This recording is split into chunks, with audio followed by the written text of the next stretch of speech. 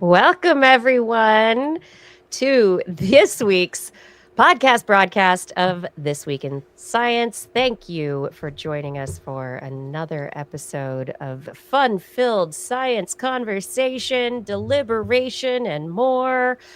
Woohoo! How's your audio, Blair? It's great. It is great. So good. Welcome, everyone. Welcome to this week's show. We're here to talk with you about the science. And for those of you who are here for the first time, know that this little first part of the show is just like the test. And we're going to start the show for real in just one moment. But as we're getting started, make sure you hit the like, the subscribe, share, get us out there into the world of the algorithm. Make sure that other people are picking up the science. Yo.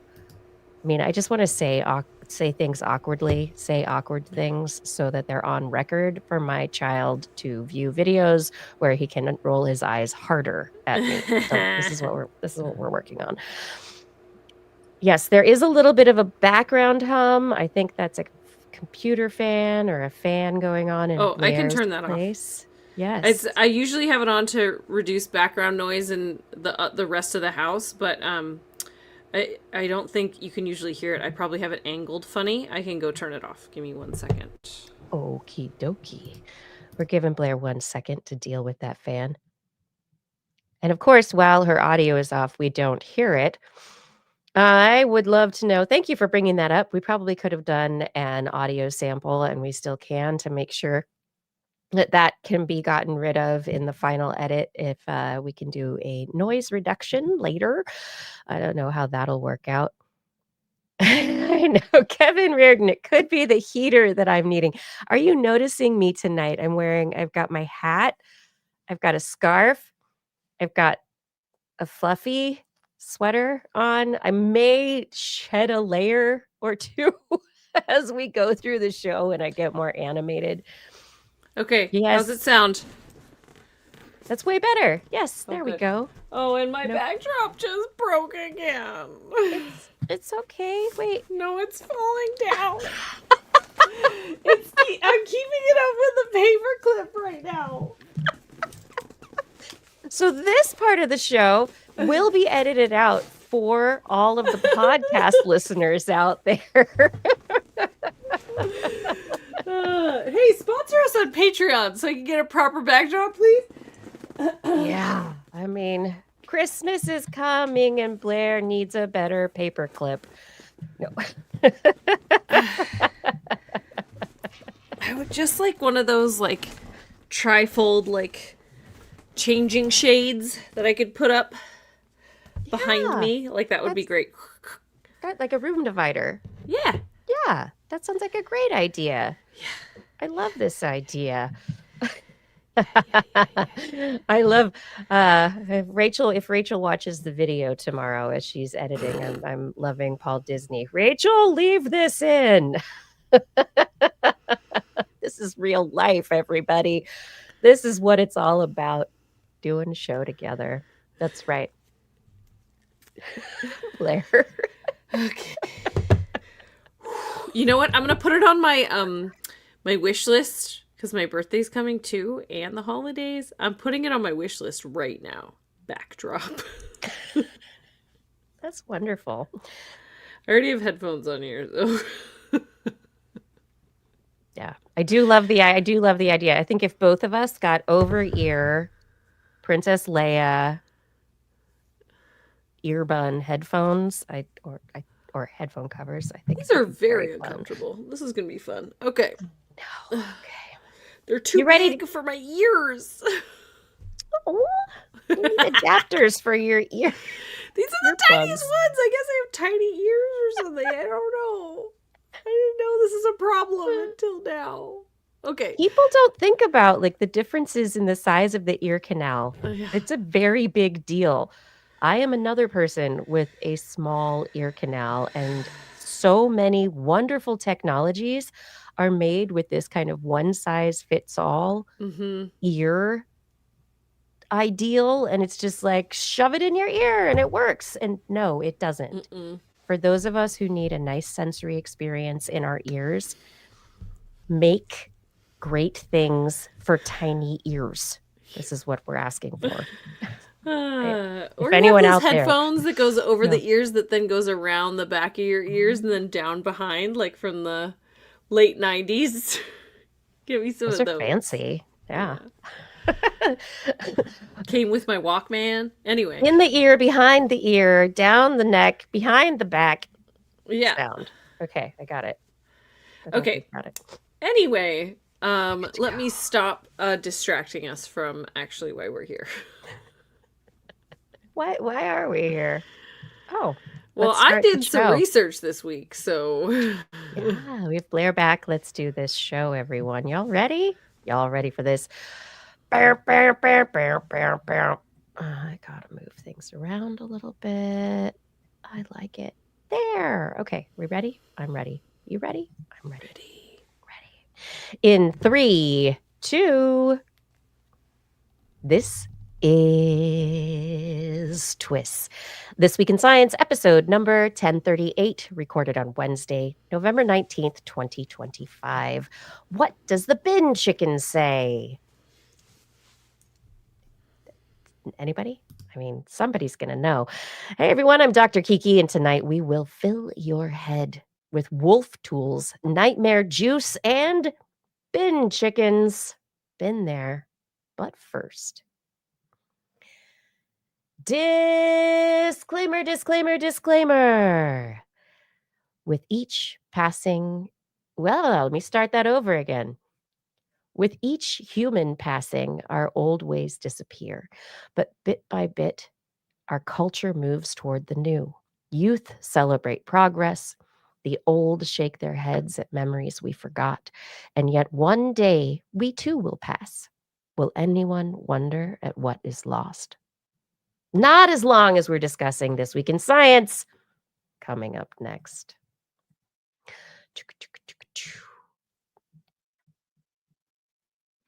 Oh, darn it. Pause, start over, bloop. Audio producer fail.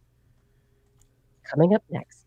Can't get enough, I wanna learn everything. I wanna fill it all up with new discoveries that happen every day of the week. There's only one place to go to find the knowledge I seek. I wanna know what's happening. What's happening? What's happening this week in science? What's happening? What's happening?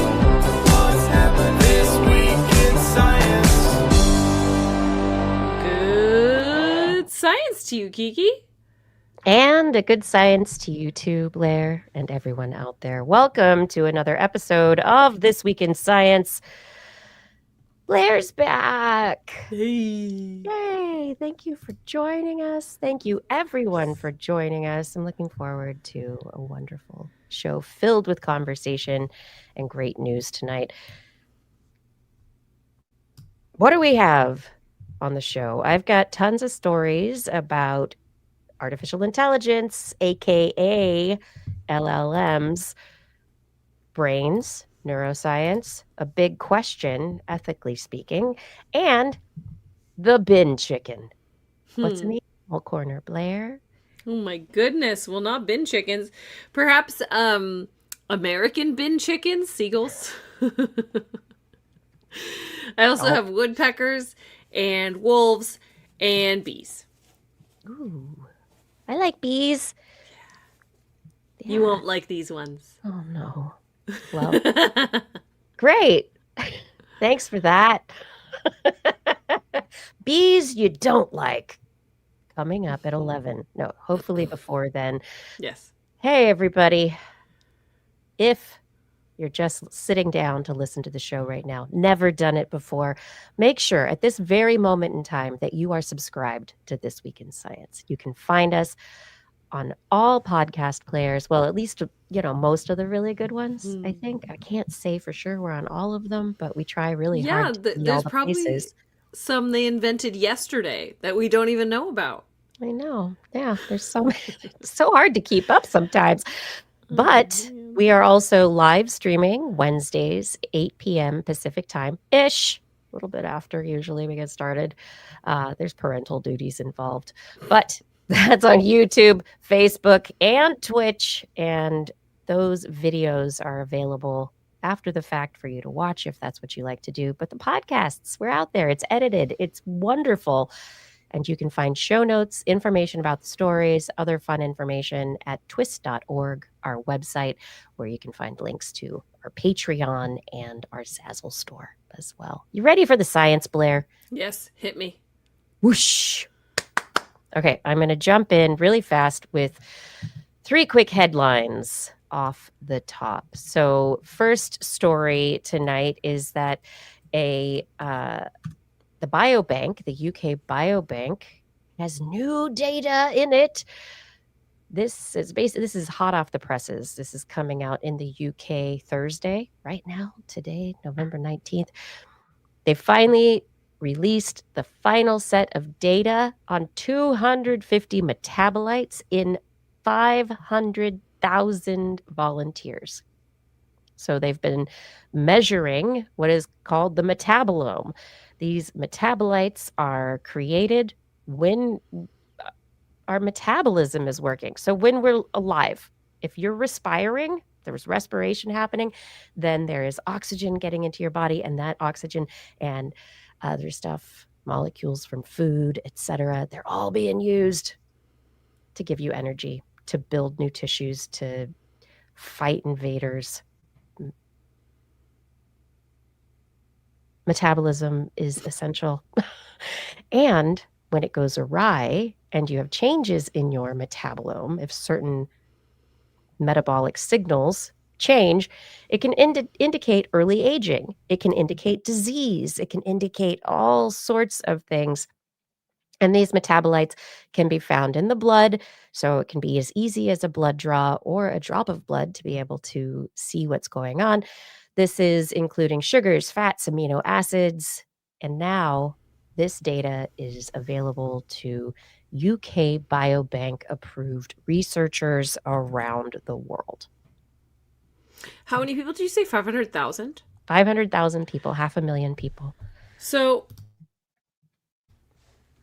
this is really to establish a baseline, right? To establish some normal ranges. Yeah. So that then if they measure the metabolome of me, if I'm sick, if I'm not feeling well, then they can say like, oh, these following measures are not in the normal range for these 500,000 people. So that's huge. What did they find? Was it like super variable? Was it super consistent? So this data has been, they've been collecting it for many years and releasing it in different batches of information since 2021. And some data has already led to discovery. So at this point in time, this is just, they've done the assessment, right? It is not actually, this particular release is for researchers to go in and look at and to ask questions and see if they can figure anything out. Got it. These are simply like 50,000 hours of monitoring the blood of 500,000 people to be able to get 250 molecules, data signals over that time. And the researchers now can look at this data set is really what's happening. But historically, what they've been able to see is that a blood test can reflect an individual's risk of developing diseases like type 2 diabetes. There are ways of predicting and preventing future heart disease based on early assessment of these metabolites. And in that particular study, they identified thousands of people in the UK over 10 years who would benefit substantially from earlier treatment. Also, they were able to understand the metabolism and the gut microbiome to increase risk of depression, and also to give an indication of biological clocks, metabolomic clocks, so how biological age can differ from chronological age. And a lot of this has to do, poor diet, because the metabolome is really indicative of a point in time, what your body is doing as it's working, right? When you look at a factory, a manufacturing plant, right? It would be like measuring the gases that come out of that manufacturing plant. So what are the things that are coming out in your blood from just existing? Mhm. And what does that mean? That you're a dirty factory or a factory? I don't know. Oh no. Sorry, I didn't mean to use sensationalistic language. No, but you're No. right. Like that is ultimately the question is like, is your body doing what it's supposed to be doing or is something awry? Yeah. Are we expelling things we're not supposed to expel? Are we burning things incompletely? Like what is Mhm. Totally. Yep. goodness? Well, that's Yeah. great. I mean, like, so that's really the question that I want to know is exactly what I asked. Like, can we use this data to establish a normal range to Mhm. measure somebody who's not feeling well against? Right. So if you can use genomics or genetics and metabolomics, then hopefully together the combination of genetic predilections and what's happening in the metabolome, you can look at the risk of disease. You know, if Mm-hmm. you know, say in my family, I have a higher risk of multiple sclerosis. But if I could measure certain metabolic, products from just living and how those correlate to my genetic predisposition, if something changed in a particular way, could that lead to, Right. "Oh, oopsie, stop drinking wine, Kiki." No. So and you said this was from somewhere in Europe? Is that right? Western Europe? Yeah, so this is the UK Biobank, and Okay. these volunteers, they, were the information was gathered by a group called Nightingale Health, and the individuals are UK citizens, Mm-hmm. they're UK Biobank participants, Mm-hmm. and, yeah, most of the individuals are UK, Yeah. um You get what I'm getting at here. Yep. Oh, yeah, yeah, so it's basically Western European, yeah, but who knows who's like, the Yes. question of So who's volunteering and everything, yes, yeah. because you want to. It's the thing about Western Europe. Is Mhm. genetic variation not high. Let's be real. So I think that's this is a cool initial kind of look at this, but Mhm. I'd want like a much more globally representative sample before like true baselines are Mhm. established, right? Yeah, I think that's Like, absolutely fair. But the fun thing, I'm going to say interesting, but fun thing that they're doing is this is a living or a growing data set. They're not, saying this is it, we're done.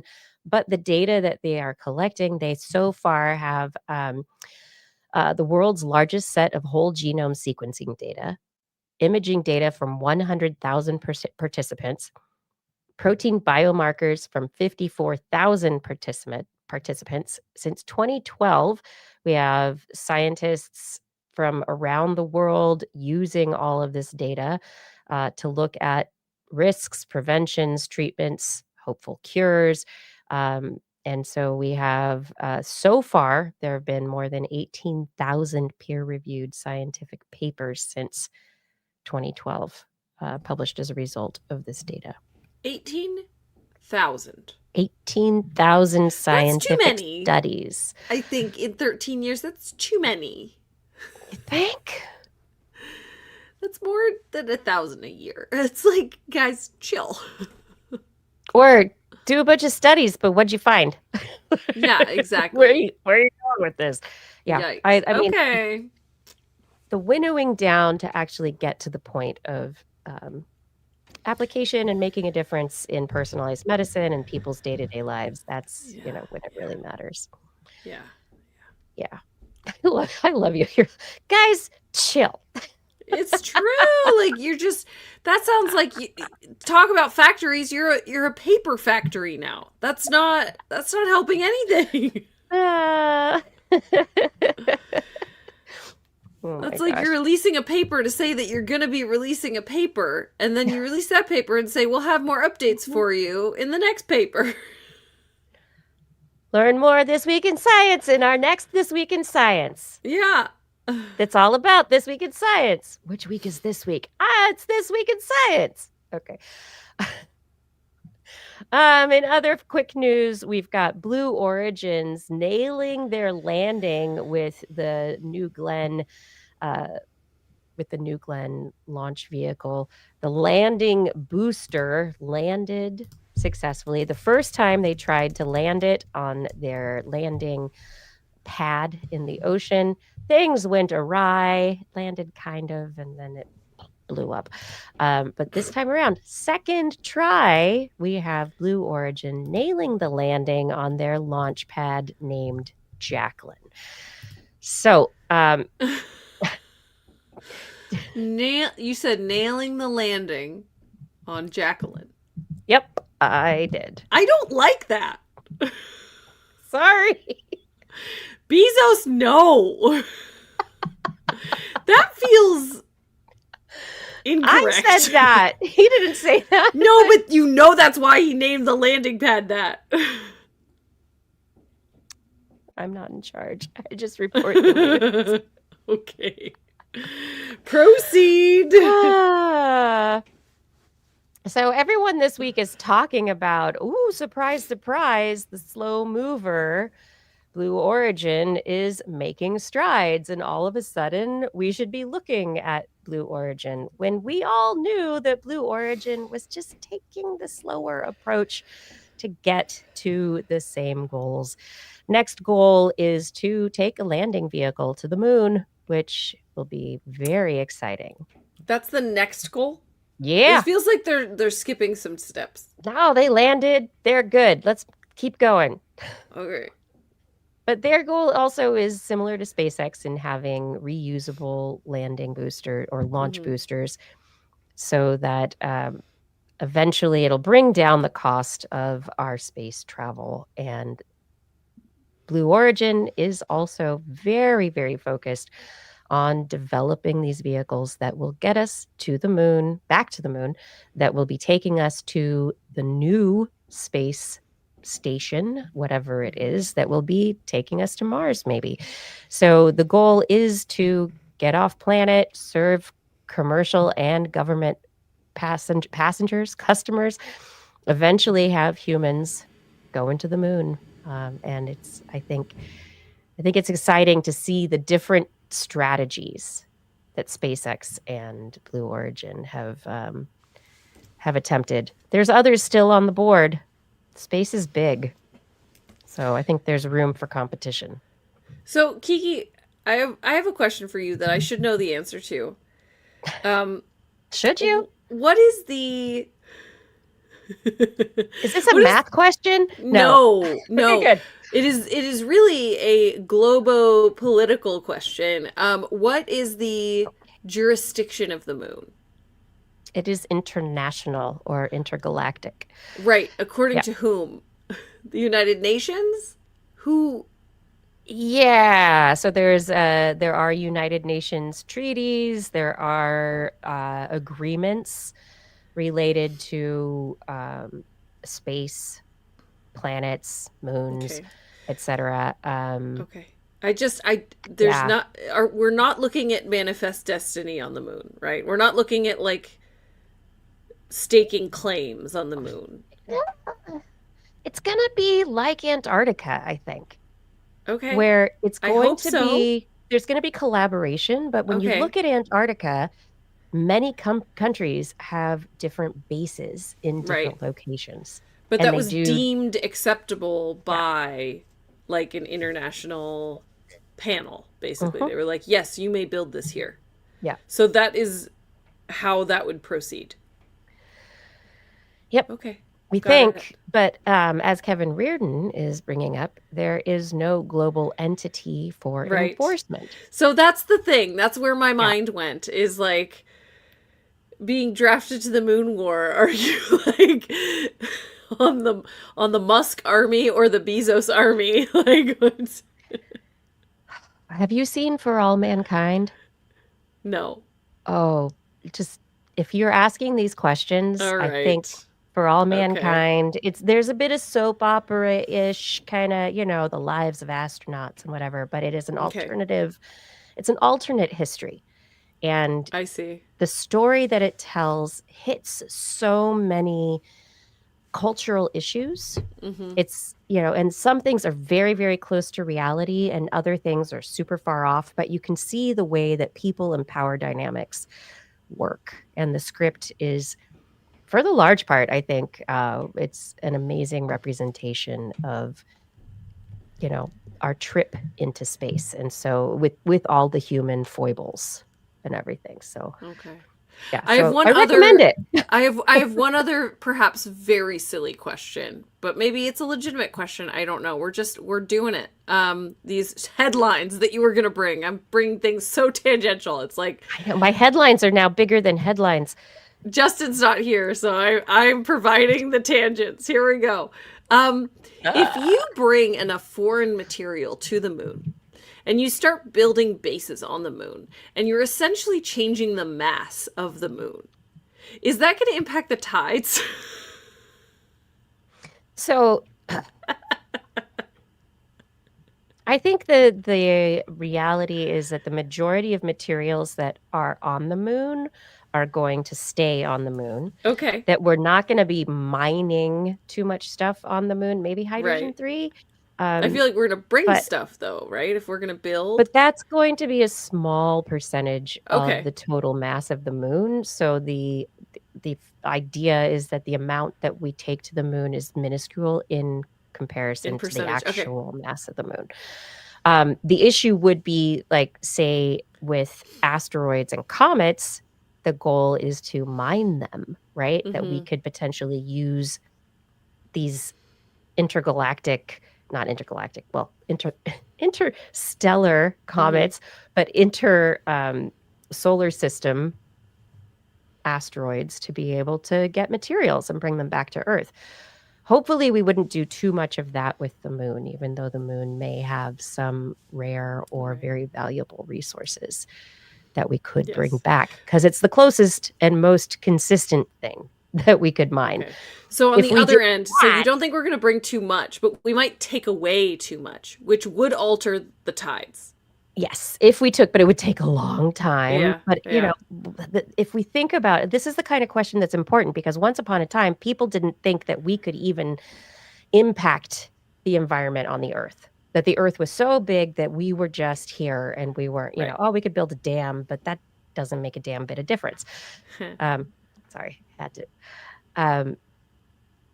But now we know human impacts.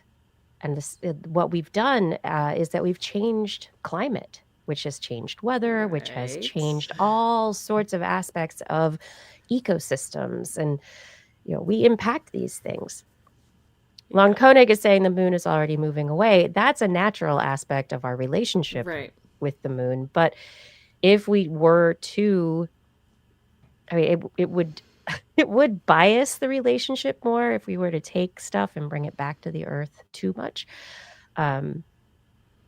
There's, here in the Willamette River in Portland, there's a place that we cross over. It's called Ross Island, and there's a company there that's like a gravel company, and they've been digging stuff out forever. And I thought that naturally it was an island. Ross Island Bridge, that was an island. It didn't used to be. They made it an island because they took all of the material and they put it other places. This is great gravel. So you do that to the moon. Just think, it happens over time. Suddenly you're having to, are we going to repatriate materials to the moon to make sure that we don't lose it faster? How are we going to... Send the garbage over. But then are we also balancing it out evenly with what we're putting there? And so many of the resources on the moon and the way that we're thinking about the moon is that the moon is going to be a launch pad for going, for going to asteroids, for going to other planets, that it's going to be a base of operations for some really interesting stuff. And maybe for commercial interests, it becomes a hub. And if we're doing all of that there, the oxygen, the the helium-3, the resources that are on the moon, those stay on the moon, recycled and used sustainably. And hopefully the moon will help us become a more sustainable species. Right. Okay. All right. Yeah, Well, I'm bringing it back to Earth, you know. Sure. Okay, well, we'll see. We'll see what comes of the Moon Wars. Yeah. And in the meantime, there's some pretty pictures that have been released by NASA of the Three-Eye Atlas comet, the interstellar interloper that everybody loves and wants to think that it's aliens or a spaceship or, you know, whatever else, but it's not. It's just a interstellar bit of stuff, and it's just wonderful that NASA is Oh, I see. It looks like a saucer. bringing these images to us so that we can see them. Yeah, so I'm going to share some of the images here. From a distance from Mars, it passed by Mars at 19 million miles, and it was fuzzy and like a single bike headlight in the fog. Then you have the distribution of elements, hydrogen, how it fits within what we see as interplanetary, Mars, the hydrogen source of these elements, and the spectrometry of that. MAVEN spectrograph distinguished the comet's hydrogen from interplanetary and Martian hydrogen that by separating each source by their speed, which is really interesting. So the comet, it's just confined in its own kind of thing. The NASA Perseverance mission also got a picture. It's a smudge. That's great. 18.6 million miles away. We've got some really neat images from NASA, the NASA Stereo mission. We've got a bunch of fuzzy, noisy stuff, and it's a kind of bright, fuzzy orb in the middle that you go, ooh, what is that? Is it an intersolar system pimple? I have no idea. We have other images of how it's moving through the sky. We've got it moving over a couple of days. Again, little bright dot and a smudge. But if you are interested in looking at those images, NASA has a lot and wants to share them with you so that you know that it's just an interstellar interloper. It's not aliens. It's never aliens. Yeah. I've warmed up. Thanks for letting me warm up. I got the audience warmed up for you. So, what do you want to talk about? Hey, have you ever screamed at a seagull? I have. Okay. Did it help? Me or the seagull? Did it make the seagull leave? No. Okay. Nope. Great. No.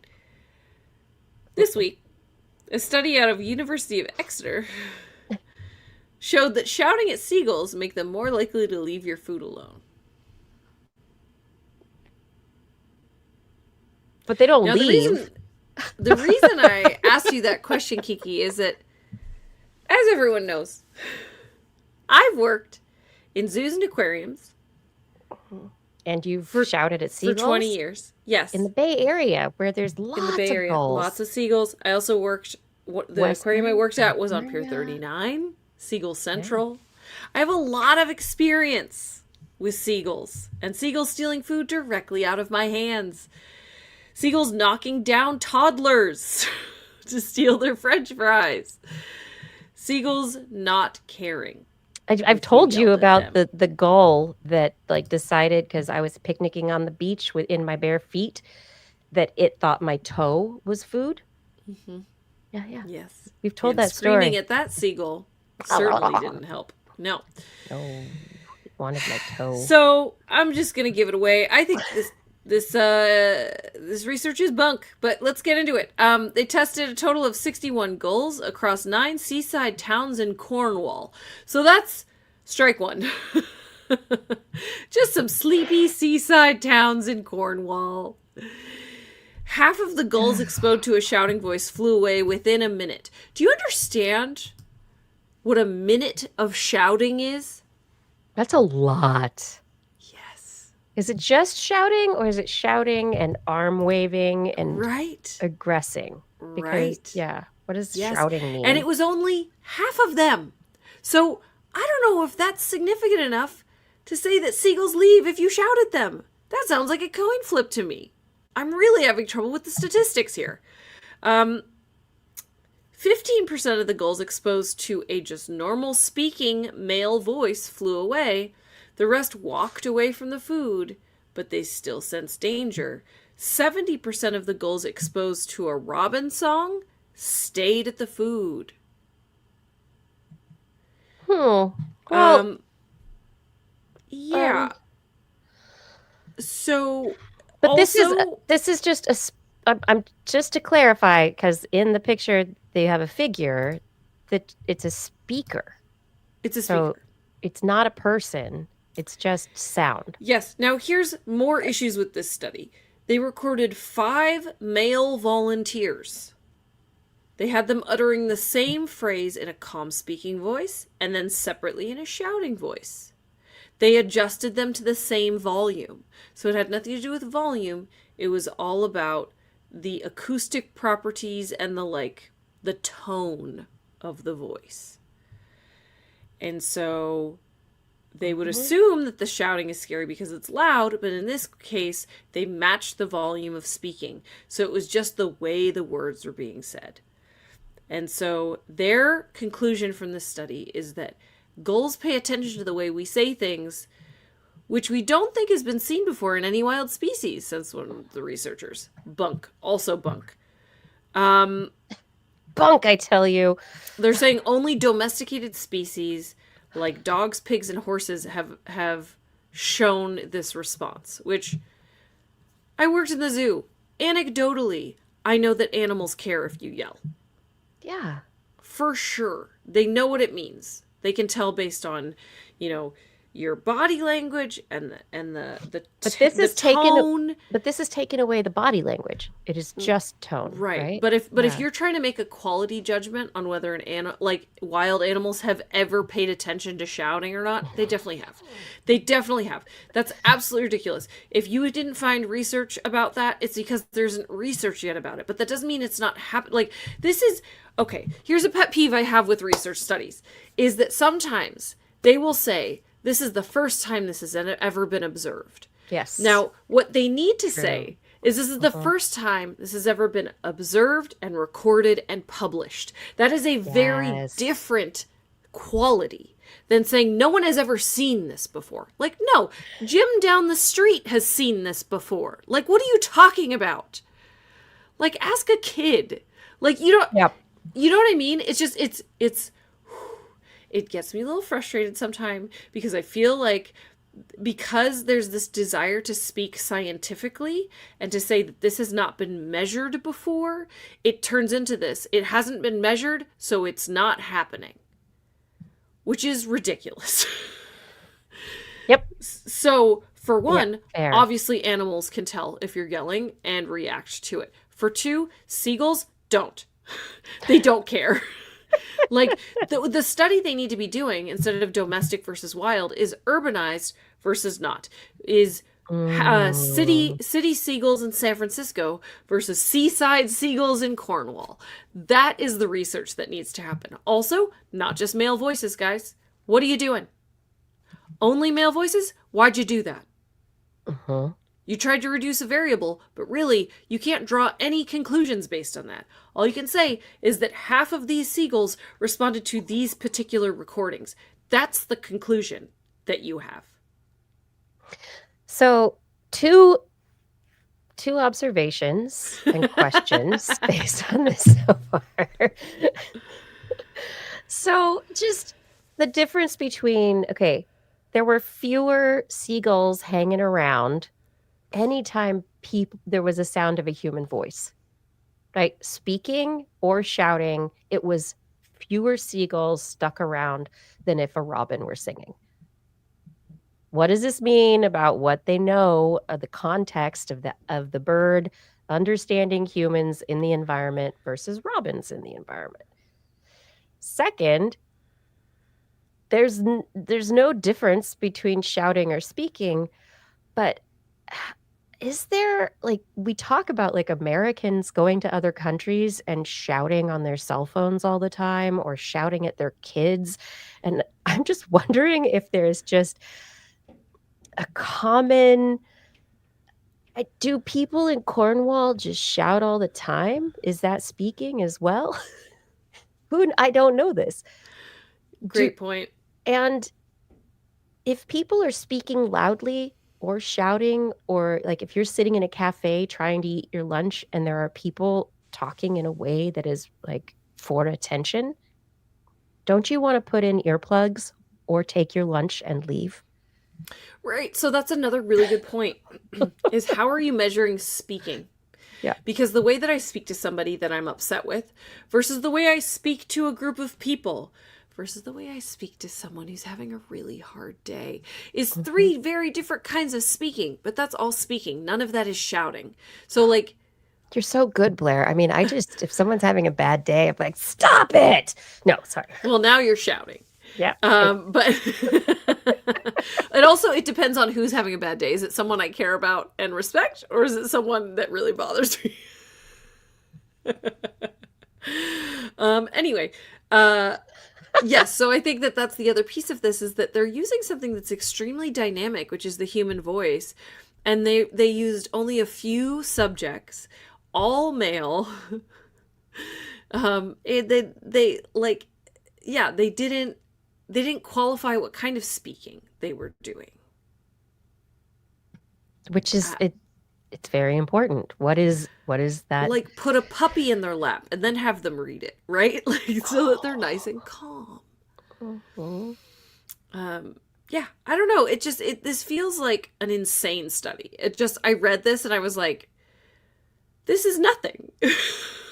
Sorry, guys. Sorry, University of Exeter. This is nothing. So says Blair. This is nothing. I don't know. These are one of these things that I'm like, how'd you pass peer review? This is nothing. I don't know. I don't get it. Sometimes a thing has to be published for more things to be published, for questions to be asked that have never been asked before. And if we are trying to figure out exactly how humans are interacting with animals, animals interacting with humans, vice versa in the environment.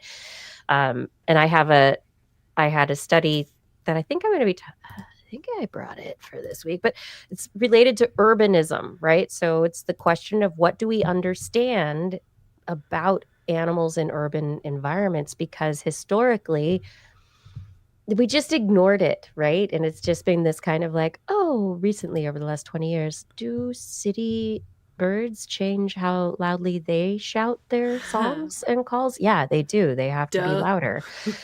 Just like people in cities have to be louder. So it's all very, it's fascinating, the science and the stuff that you're like, what are you doing? And in this study, what they've done is they have gotten away from the body language of humans to just focus on the acoustic elements, but I don't know if they actually have, I don't know the study, so I don't know if they've really isolated the acoustic elements of import. Well, and I wouldn't even call this a well-done study because, like I said, from my experience, city seagulls don't care if you yell at them. So it actually disproves what they're trying to say here. So you have this huge variable, which is this specific subset of seagull. Yeah. So you can't extrapolate that to anything. Like, it later on in the article, one of the researchers commented like, very rarely will a seagull steal food directly from a human. What? Like, I guess they your are Cornwall big seagulls. Your Cornwall seagulls are like really polite, I guess. Cheerio, can I have a French fry? No? All right. Jolly good day. Like, no. It's What not how tried to seagulls eat my work here. toe? Yes. Yes. This is a San Francisco Yes. seagull, y'all. Yes. I told you they knock over toddlers. Yes. They're big So yeah, pigeons. it's a very, not my experience, I'll tell you what. Anyway. I think it's lovely. Thank you for that. So fun. Herring gulls, though. I mean, this is one species of gull, and maybe what we need to do is a comparative study of the Western California and herring gulls that all frequent the San Francisco Bay Area and other parts of California to do a similar study. Inland country gulls versus coastal city gulls. Right. See, that would be a study. Right? Let's go to different locales and do this and see what happens. Absolutely, yeah. Yeah. I don't have any herring for the gulls, though. Sorry. What I do have is a study about bad references. Because they were large language model generated. Woohoo! Isn't that fantastic? The reference was? Yes. Yeah. So we've talked about the work that's been done over the last couple of years, and the work is increasing, the amount of researchers studying the veracity and the impact of these algorithms, these probabilistic database algorithms, on the work that we do. We're going to see more and more of it as we move forward. And I think it's important because we need to know what we're dealing with. And right now, all of these models are, for good or for bad, they're black boxes, right? There's stuff goes in and then slop comes out. And then they eat their slop and it's like sloppity slop. Yes. And so it's like eventually you're just sewer slopping.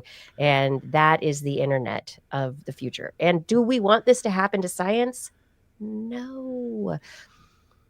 Yet researchers are using LLMs and other chat models like GPT-4, Alpha, whatever, Chat GPT-4 and after, to not only give them lists of references, but also to fabricate complete articles that are then submitted for publication.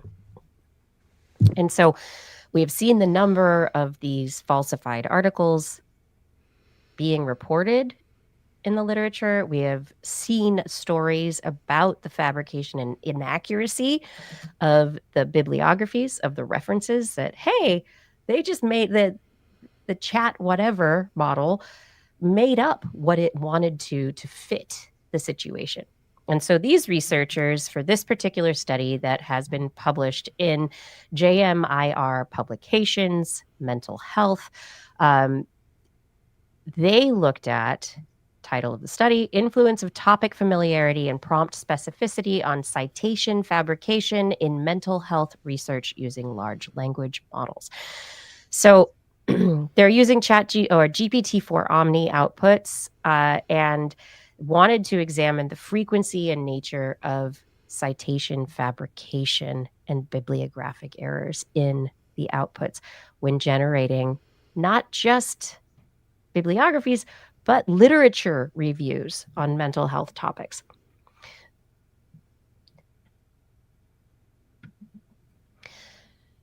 They were testing whether prompt specificity influenced fabrication or accuracy rates. And so they prompted GPT-4 Omni to generate 6 literature reviews, each of them about 2,000 words, more than equal to or more than 20 citations each on 3 different disorders that represented different levels of public awareness and research coverage. Because what they're trying to get at is, if somebody does a study or a literature review and it gets picked up by the media, usually it's going to be the topic of greater interest to the public that's going to get picked up. And so they were kind of like, okay, what are the things that are in the databases, in the models to begin with, and how does that influence accuracy and fabrication? They were researching the papers related to major depressive disorder, binge eating disorder, and body dysmorphic disorder. And so they wanted also for each of those 2 levels of specificity, general overview, and a specialized review for digital interventions or specialized treatment or something like that. So they looked at all the citations for these 6 reviews that were fabricated. These are not, written by a person. They were written by GPT Omni. And across all of them, and looked at the reviews, verified them across reference databases, basically, and then to classify whether or not they were fabricated, real with errors, or fully accurate. And they also compared that to disorder and review type. So it's a really interesting comparison of all these aspects. Anyway, they found across the 6 reviews, 176 citations were included. 35, or 19.9, 20% were fabricated. Among the real citations, 45.4%, 64 of them, contained errors, most frequently incorrect or invalid digital object identifiers. So like the link, the DOI, certain tags that validate the studies or the citations that are being cited, so that somewhere along the way, the model is wiping the digital object identifiers that are necessary for real confirmation and the validation chain. Fabrication rates also differed by disorder. So binge eating and body dysmorphic disorder had higher rates of falsification or fabrication than major depressive disorder. And there were also higher fabrication rates for specialized versus general reviews of binge eating disorder. Accuracy rates also varied by disorder. Lowest for body dysmorphic, highest for major depressive disorder. So there was the highest accuracy for major depressive disorder.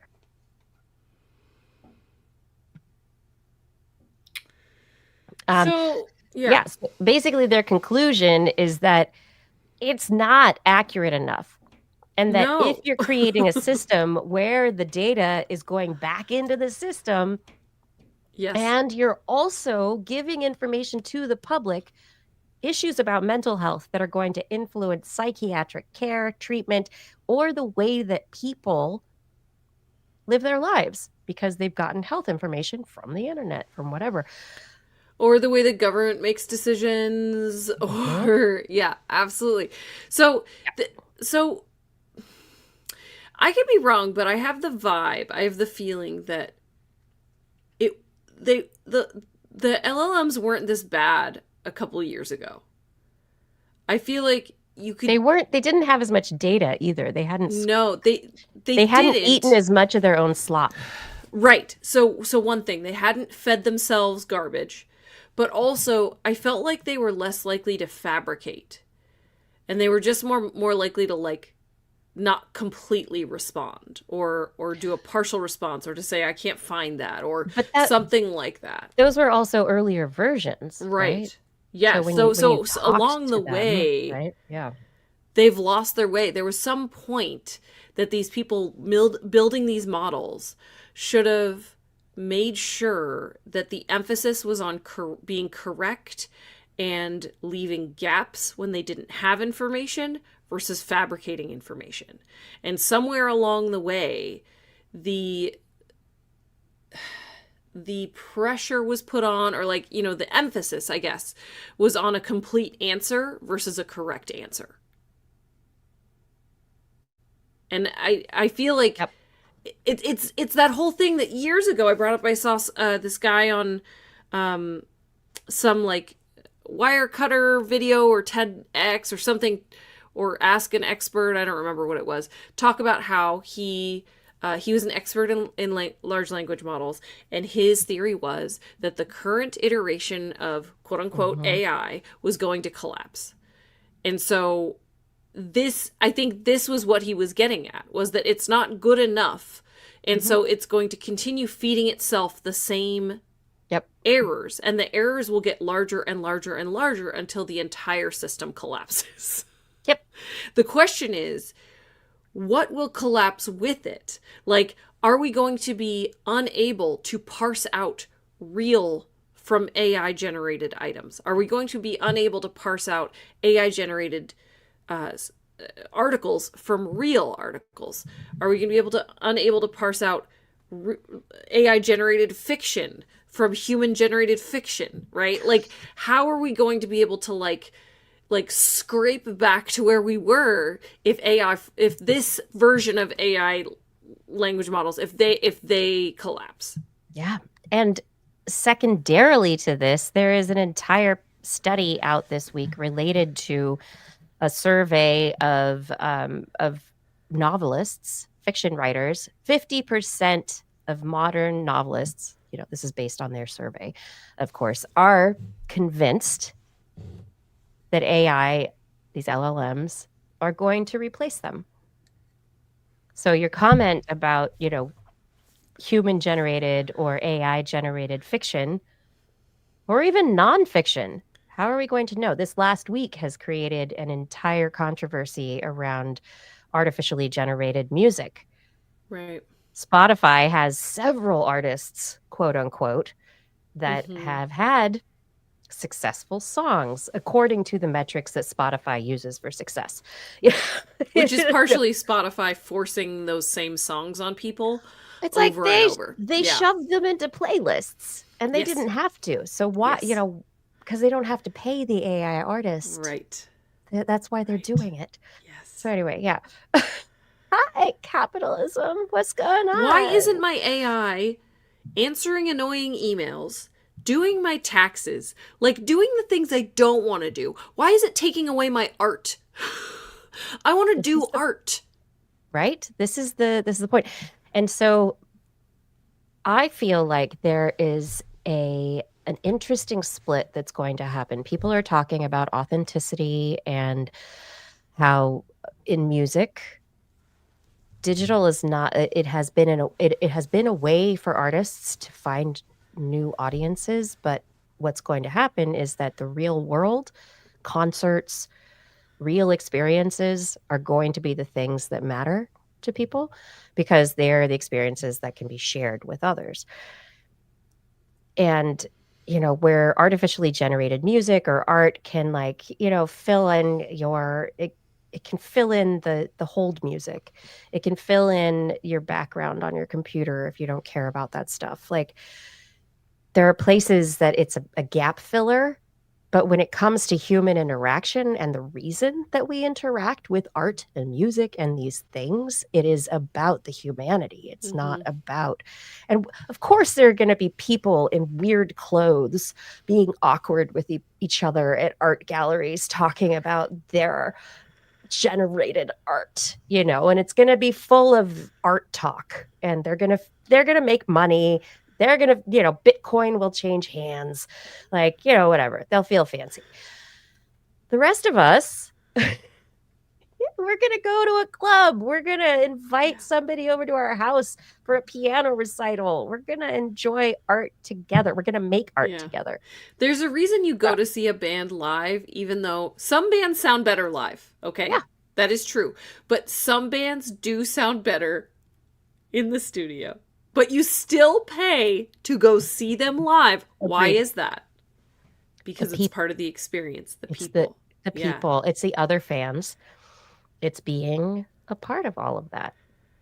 And having a real life experience that is different from every single day when all you do is just listen to that song in your commute that's so droning and over again. And you really, it numbs. Right? It's different. It's novelty. It's important to your brain. You know what I was thinking about actually recently that's related to this is the radio. So I recently have started to think, I really miss listening to the radio. Why is that? It's you have Spotify, you have your AI DJ, you have their automatically created playlists, you have all this stuff. It's shoving new music at me, sure. But there was something about a human spinning discs or shoving tapes into holes or whatever it was they were doing, clicking play on their laptop. I don't care. But that they were like, I feel like playing this after this. That was just like a human element that is completely unreplicable. Yeah, human curation. So, yeah. So And even then there's not even just the humans like physically playing the music, it's the humans picking the music to play on your morning commute. That is a weird piece of variability that's lost. It's not lost. You can find it on your public radio stations to this day. I must tell you, there's not as many. There are not as many anymore. It's so sad because universities have gotten rid of them because of profit and other, it's public radio stations. NPR is, not a music station necessarily, but like the NPR stations, CPB, corporate, like all of the public funding for this kind of exposure to different viewpoints.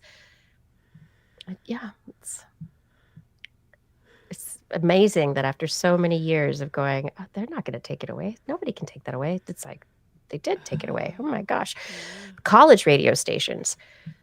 UC Davis has one of the most amazing university radio stations and is continuing to fight the good fight for college radio, even against all of the odds that it has been up against over the years. They've got a new home they're moving into. It's like, it's above ground. It's got windows. Whoa. That's going to be so weird. I'm so glad I got to go there once. It was really cool. Oh, right? Man. So amazing. But these are the things, the learning about music, art, what were the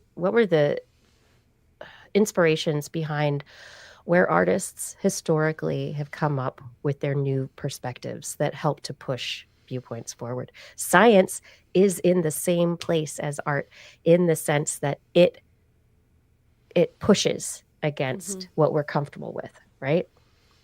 Like it pushes against all that we are accepting of right now. And so science, art, music, these are all things that speak truth to power. And by automating them and taking the humanity out of them, it removes humans from the equation and also allows humans to be more easily controlled. That's my conspiracy theory. And since the pandemic, in which we learned how necessary connection is, and people also learned how much they can really get on the internet, it has been this weird push-pull. And I think that's also why the AI push is starting so quickly right now. Like it has to happen now because it was a point of chaos that put society into a tailspin where society wants predictability and it wants things to be a certain way, but it's going to create a division or a schism in society where there are the ultimately online people and there are the people who need validated humans. I don't know. I have ideas about this. Yeah. No, never thought about it in my life. Yikes. Yeah, I think that's a whole nother show. We need to talk more about this. Sorry, it's like 9:20. We got to talk about more things. Yeah. Hey, Buran, thank you for randomly coming across the channel. Thanks for joining. Thanks for everyone being here. Yeah, let's get, we are part of a self-learning coding loop, if you think about it, but we can modify and we can change course. And it's, we can change course. And I think that is a mantra that we all need to have. No, it wasn't called Pirate Radio. The Christian Slater movie, Fada, that wasn't called Pirate Radio. That was one of my favorite movies ever. It was not called Pirate Radio. So Heathers came out, and then what was the movie?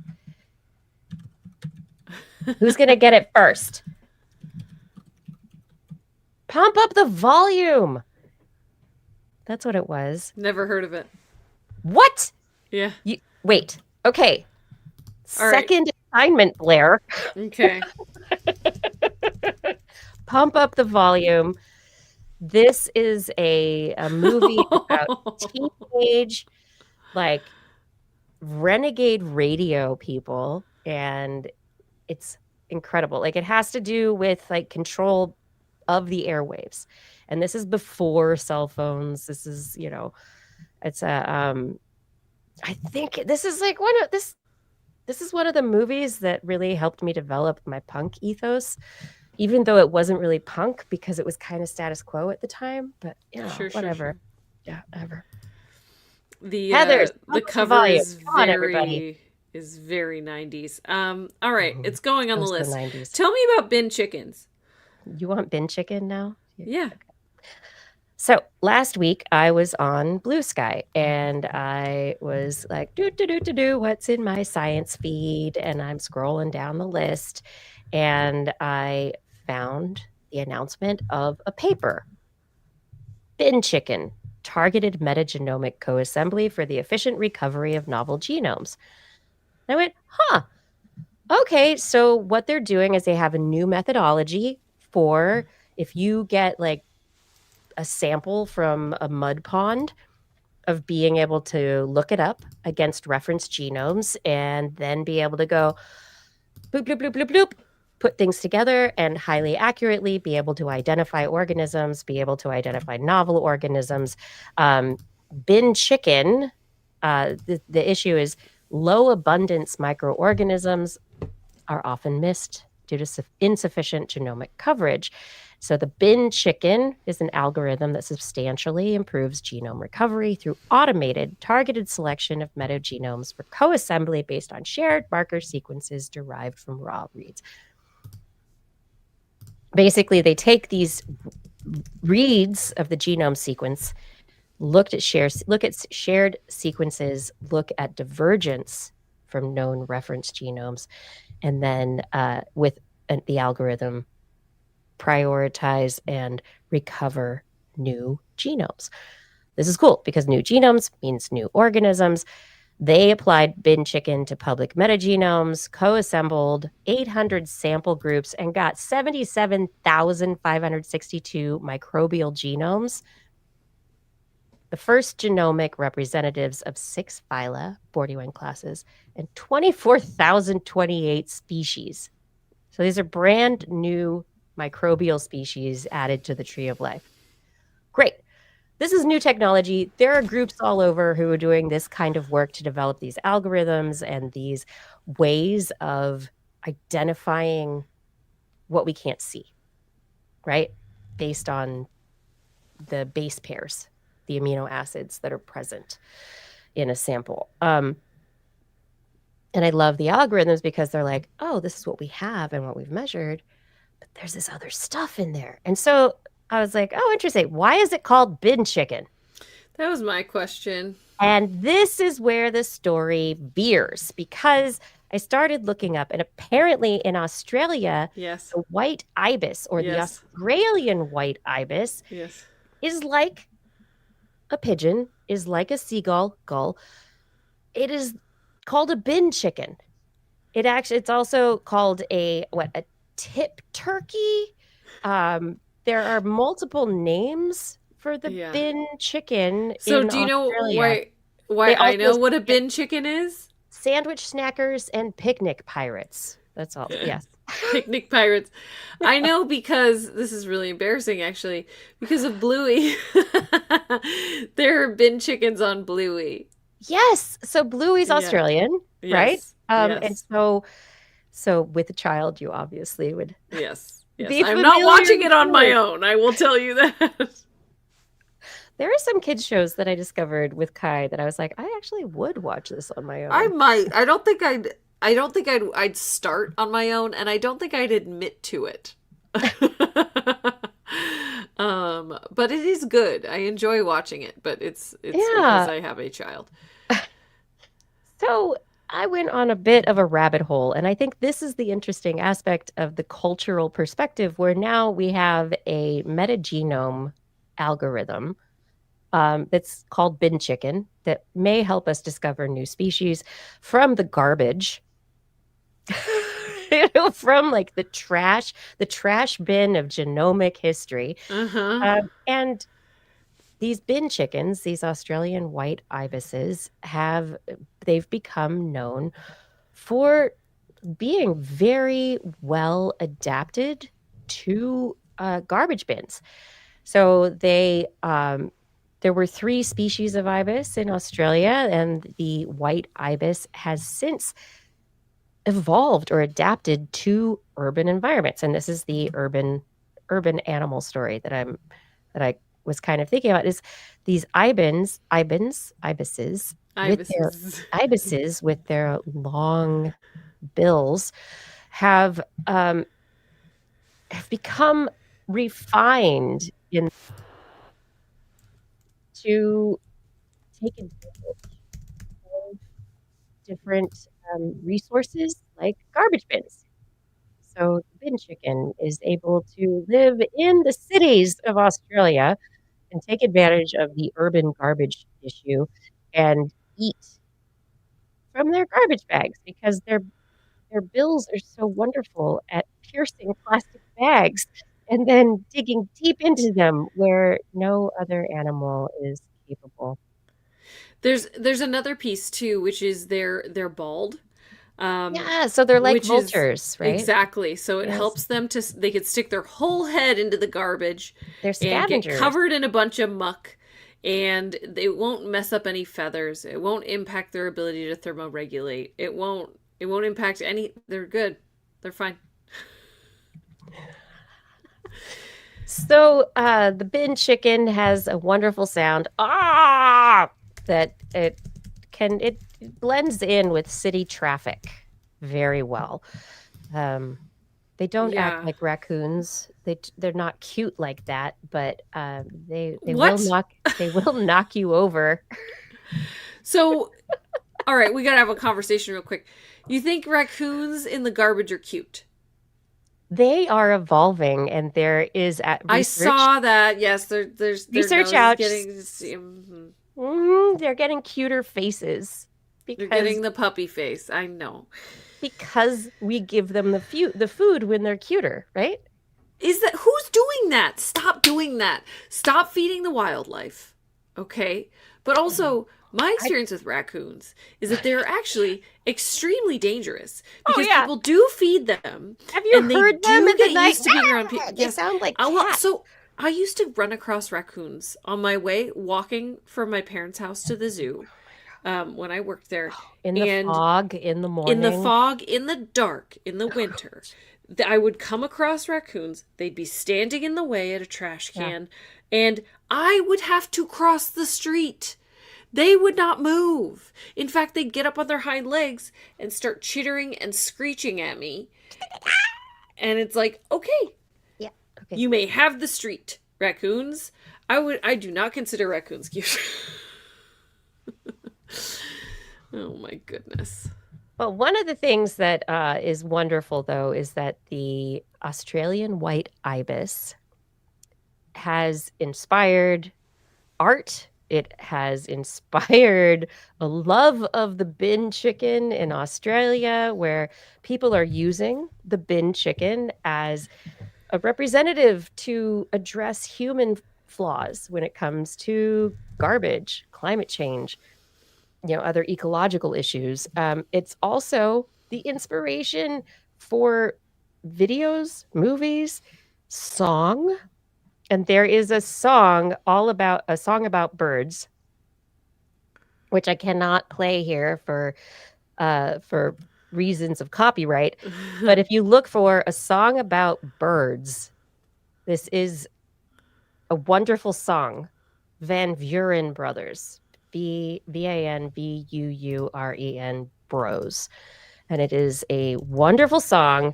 And it's all about birds. It's a song about birds. And I would play it if I could, because it made me happy to listen to it. And I want you all to be happy like I am.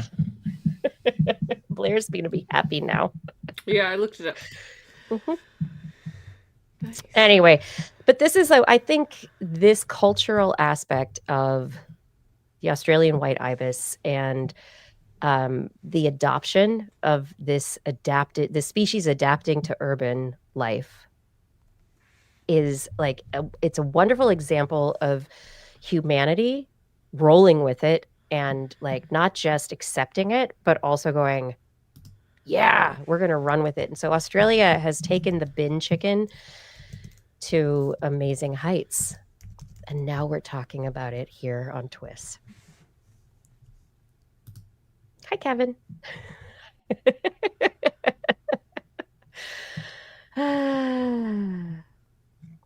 Yeah. Anyway, bin chickens. That's what we got here. Everyone, this is This Week in Science. We are not bin chickens. We are enjoying talking about things for a wonderfully long time tonight, and I hope that you are enjoying it as well. We will put all these links to various images and stories on our website, twist.org. You too could get a cool blow up shaped like a bin chicken if that is something that you are interested in. It's something that might be available in the world. Not through TWIS, but anyway. Blair, did you want to talk about woodpecker grunts?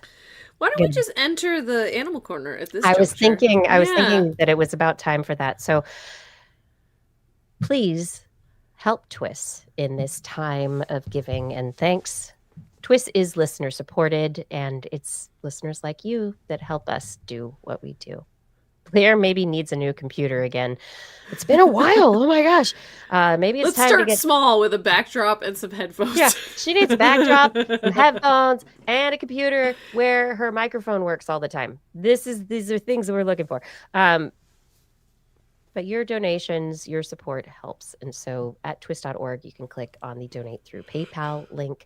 You can donate through Patreon in an ongoing fashion. You can also find wonderful TWIS goodies at our Zazzle store for your Christmas gifts. So we can't do this without you. We appreciate you being here. We appreciate your support. Thank you. Thank you for so much. And now it's time to come back for that time in the show that we love to call, that we do call, Blair's Animal Corner. She loves our creatures, great and small. Biped, millipede, no pet at all. You want to hear about animals? She's your girl. Except for giant pandas and squirrels. There's Animal Corner. What you got, Blair? Well, I'll start with those woodpeckers. Woodpeckers, they peck. Really? Thanks. Oh no, I was looking back through because I remembered reporting on woodpeckers. It felt like recently, but then I looked it up and it was like, I don't know, 7 years ago or something. Anyway, woodpeckers, they have this kind of traumatic way that they peck trees, where the amount of force that they are putting behind these pecks, there's been a lot of studies actually looking at, like, are they getting brain damage? How are they not getting brain damage? Is their head like a helmet? No, that's not it. Do they have like extra muscles or calcification in their neck? No, that's not it. Oh, so for the most part, what's been figured out is that they just kind of tense their whole body. So they're on a pivot kind of point, so that they are just putting their whole body into the concussion with the tree, so that their whole kind of body tenses up. They like flex all of their muscles at once and just bam and follow through, right? And so recent study, so silly, found that woodpeckers grunt and use their muscles in the same way that athletes do when they exert themselves. Oh my gosh. So they caught 8 wild downy woodpeckers. They filmed the birds with high-speed video over 3 days. They recorded how they drilled and tapped on a piece of hardwood. They measured electrical signals in their head, neck, abdomen, tail, and leg muscles to determine when those muscles contracted. And then they also recorded the air pressure in a section of airway, and the amount of the air that they exhaled through their voice boxes to track breathing before returning the birds to their homes in the wild. So then everybody got to go back home. Gotta love a study like that. They found that the hip flexor and the front neck muscles are essential to this process, which propels the bird forward as they drive their beak into the wood. So this kind of backs up those previous studies that we were talking about, where they're just kind of tighten it all up and They're banging martial their head. artists against trees. Yes, that's correct. Like It's all in the remember hip. the 1-inch punch from Kill Bill? It's like that. Exactly. Yeah, okay. So anyway, you exhale yeah. or grunt, and it's from the hips. Yes. 100%. And so gotta love that. That's the long and short of it. You know, they're just really good at what they do. They can fine tune the power of their impacts depending on what they're on. If it's a hard wood or a softer wood, they, depending on if they're trying to make a hole versus whether they're trying to send an audio signal. And they also looked at the breathing patterns. They exhaled forcefully as if grunting when their beak struck the wood. So they really are these intense athletes that go through a very similar process as we do, or not me personally, but you know, I immediately thought of like shot putters, how they'll like groan when they throw the ball, stuff like that. So they're just really good. They're really, really athletic animals that are the reason that we haven't been able to replicate the helmet, the shock absorption, whatever it is that is special about them, is because they're basically just adapted head to toe to do this one thing. Which is not surprising. No, Are not you at all. surprised? No.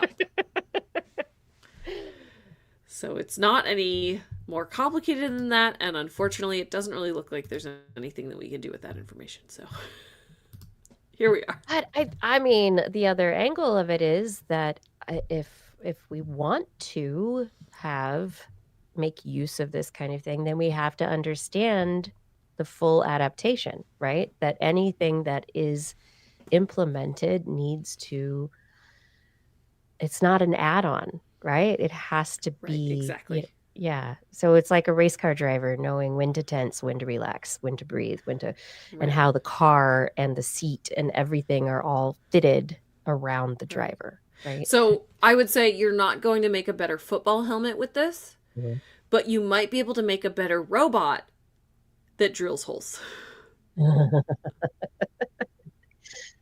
Hopefully it's just drilling holes. Yeah, that would construction site, and yeah. I know, that's fascinating. I love the way that they broke it down, and we're able to look at all of the details to be able to, you know, confirm the story, because forever I've been like, well, are they just getting brain damage their whole life? That was the last time we talked about it. That's kind of what we were talking about. Yeah, because they have a tendon that goes in a muscle like around the back of the neck, and it's like attached to the front of the brain, or the front, like it's like the front of the skull, and you know. Yep. Yeah. But there was no padding. There's nothing that you would expect otherwise. Nope, no shock absorption, none of that. So the question is, if you're in a car accident, do you relax like a rag doll, or do you tense? You probably still are supposed to relax. Yeah. This is not something Just that I'm exhale. an expert in, but you are not a woodpecker. You are not finely attuned to trauma while tensed. Oh. Okay. So thanks. That's, okay. Moving on. The classic question, is it tool use? I feel like I need a one of those like jingles. Is it tool use or is it not? Are animals smart? Of course I they was- are. Of course they are. Well, duh. So I was waiting for you to bring this story. Yes. Yeah, right, okay. Hey, wolves like to go crabbing. Who doesn't? So wolves have never been observed using tools. Here we go. Here's another one of those absolutes. Only 'Cause Sith wolves. deal in absolutes, right? Yeah. There was recently in British Columbia some wolves that were captured on camera taking crab traps. It's basically just netting and bait connected to long ropes and buoys, and they ran up and grabbed the buoy and pulled the crab trap out of the water and had a nice crab meal. They did the entire thing in only 3 minutes. That's amazing. Yes. And so Oh this my one gosh. very particular set of wolves learned that the indigenous people there put out crab traps. They knew when it was clear to go get the crab traps and to go have their nice crab bake. So this study is asking the question, is this tool use? Now, what do you think, Kiki? Is it tool use? It is using humans as tools. Aha! You're getting to it. Okay. So I would argue, no, this is not tool use. They didn't set up the trap. They're not doing anything with the trap. They're going to a buffet. That's all they're doing. They know how to access the buffet. They learned how to access the buffet. That's like if you said like digging up worms is using your nails as a tool, right? No, the worms are there. The question is like, are you using a foreign object that you have fashioned, or you're using in a way to access something, right? So Yes. the analogy I was thinking on this one is squirrels using vending machines in New York City. Okay.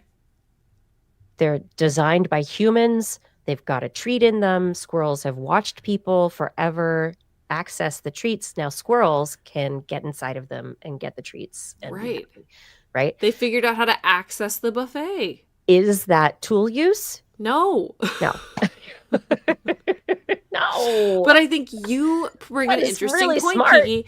If the wolves could manipulate the humans to put out the crab traps when they were hungry, then the humans would be the tool. But the fact that the humans are doing what the wolves want when the wolves want it mean the wolves are just responding to circumstances in their vicinity. So the study authors wrote, Yeah. tool use is typically understood as using an external object to achieve a specific goal with intent. A definition argued to include even stick chewing by dogs, which is, I think, a stretch. However, other definitions exclude rope pulling as a form of tool use because they are not responsible for the proper and effective orientation of the tool to the incentive.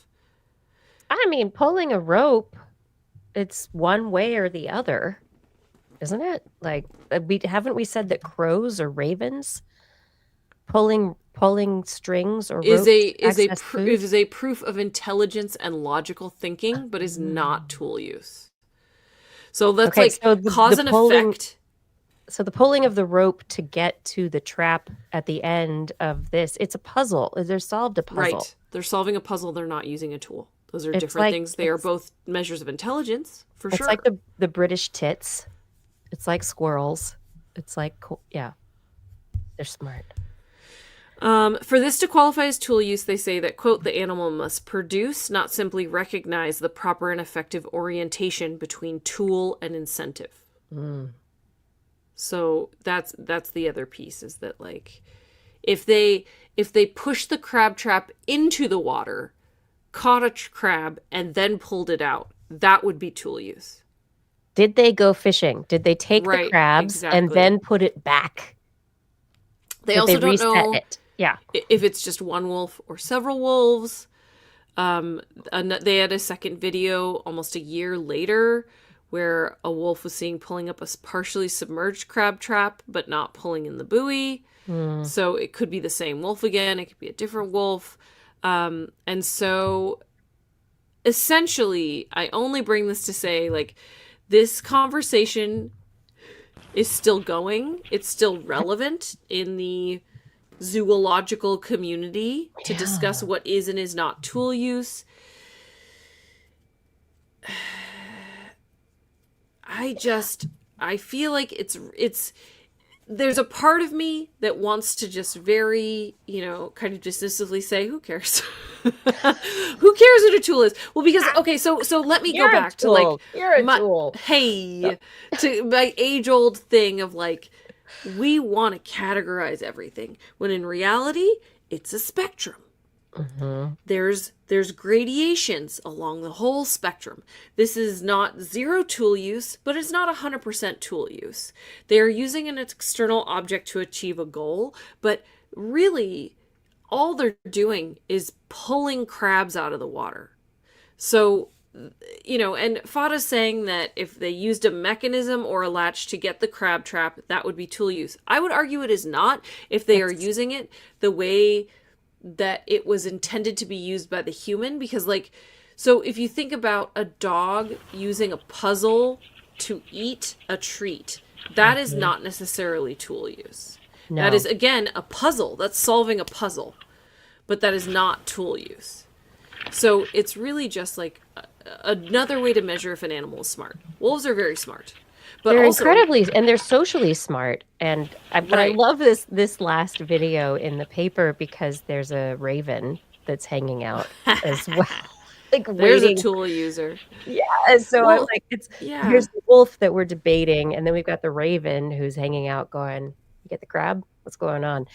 But neither of these animals is going to take that trap and put it back. Exactly. Yeah. Because the puzzle involves natural elements that will put the puzzle back together again for them, humans. And they've seen humans reset the puzzle over and over again, so they don't have to. Because they know that inevitably every day someone will come to check the trap. If it's empty, they'll put it back. They'll try, Yeah. And it's intelligence. And if they can adapt to any difficulties that the humans put in their, barriers the humans put in their way, it's intelligent puzzle solving, but that is not taking branches, I don't know, or a beaver den or, whatever, and then creating a trap themselves. Yeah. And so I think that, it's also important to remember, this doesn't say, I'm not trying to say that wolves don't use tools. We don't know that, right? That it's just this particular situation is not tool use. But they could be using a tool out in the forest and we would have no idea. We haven't observed it yet. But also there's this human-centric categorization of tool use that ultimately requires dexterity that, a lot of animals don't have, right? Yeah. So the wolf doesn't have thumbs. A crow has very dexterous feet and a beak. So there's ability to do things there, right? But dog jaws don't have that, right? But then I will also bring out one of my favorite instances that the scientific community did not call tool use, but I consider tool use, was a teeny tiny bat using a blade of grass that was curled to amplify their calls. I would call that tool use. It's like a megaphone for bats. Yes. It's amazing. Yes. Yes. So okay, so cool. So Lon is asking an interesting question. Yeah, next point. Yes. Yeah. If a human child uses a spoon to scoop cereal, is that tool use? If the spoon was already in the bowl, is that just puzzle solving? So this is part of that shades of gray thing, right? Yeah. So for example, where do you draw the line? You gave them a spoon and a fork and a knife and some chopsticks, and they chose the spoon for the cereal, is that then tool use? Because they chose the appropriate tool for the task.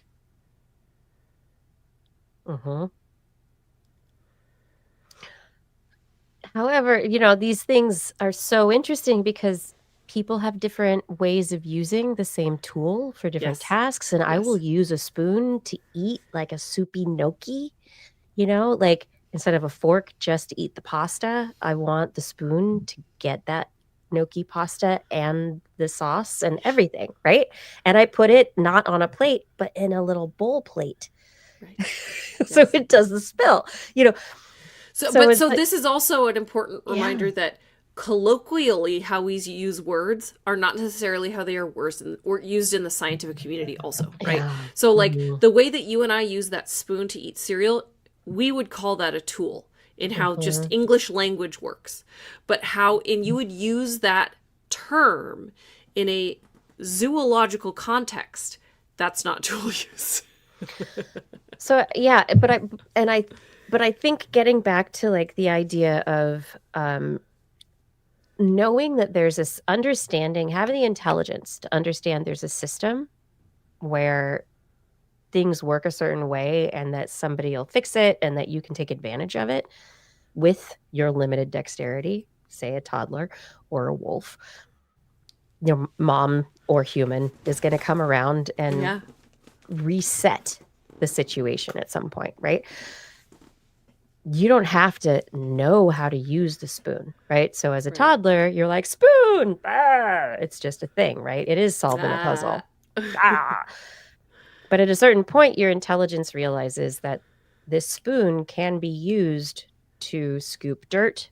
It can be used to throw things, that it can be used in a multitude of ways. And so if it is simply taking advantage of a spoon in a bowl of cereal that's there, it is potentially just problem solving. Yep. Right? Getting, problem, food into face faster. There is a tool there. You're taking advantage of it, but it is kind of like a squirrel or a wolf in this situation, right? But if you can take that spoon and do other things with it and use it innovatively, suddenly you're really using a tool. Right. Well, and there's the whole piece of like, if I scooped the yogurt for you and handed you the spoon with yogurt in it, is that tool use? Not really.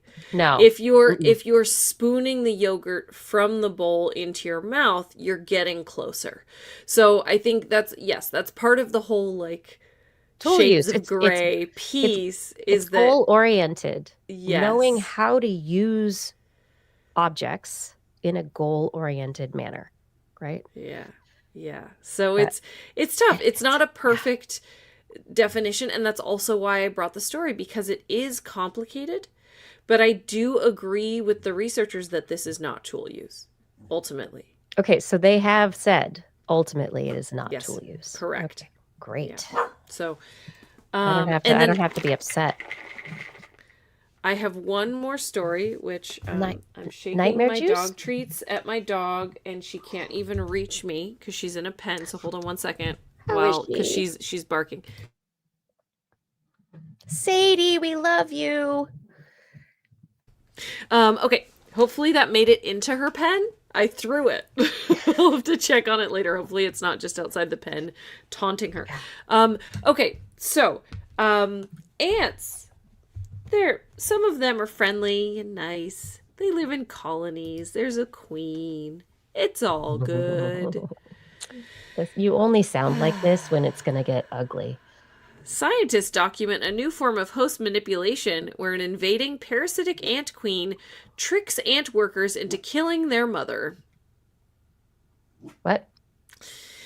The invading ant integrates herself into the nest by pretending to be a member of the colony and then sprays the host queen with fluid that causes her daughters to turn against her. The parasitic queen then usurps the throne, having the workers serve her instead as the new queen regent. This work... Yeah, so this works by pheromones, right? So they have to infiltrate first, and then via pheromones they convince the ants in the colony to murder the queen. Murder. Yeah. You're not one of us. You don't smell like one of us. This is a very particular form of matricide, and it's not very common in nature, matricide. It doesn't happen very often. That is killing your mother. And it often would appear maladaptive, meaning like, why would you do that? That's only hurting your chances at survival and passing on your genes. But in this case, it's very beneficial to the invading queen.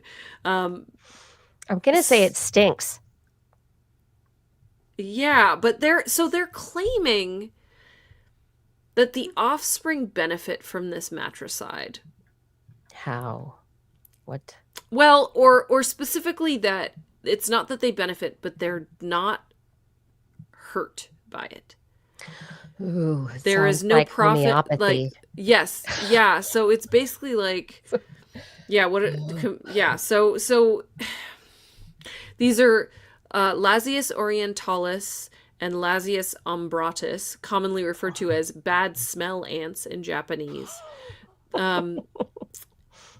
Yeah, they show this infiltration model, and so that when the parasitic queen takes over, it doesn't really hurt any of the ants in the colony. They're fine, but now genetically, like now she's in charge. So that's in true. charge. Actually, I would argue that it does hurt them. It hurts the colony because the colony's an organism, right? Right, because if you're looking at the ability for the original queen's genes to be passed on, which is why all of the worker ants are helping, is because they all share genes with the queen, so the queen's success equals their success.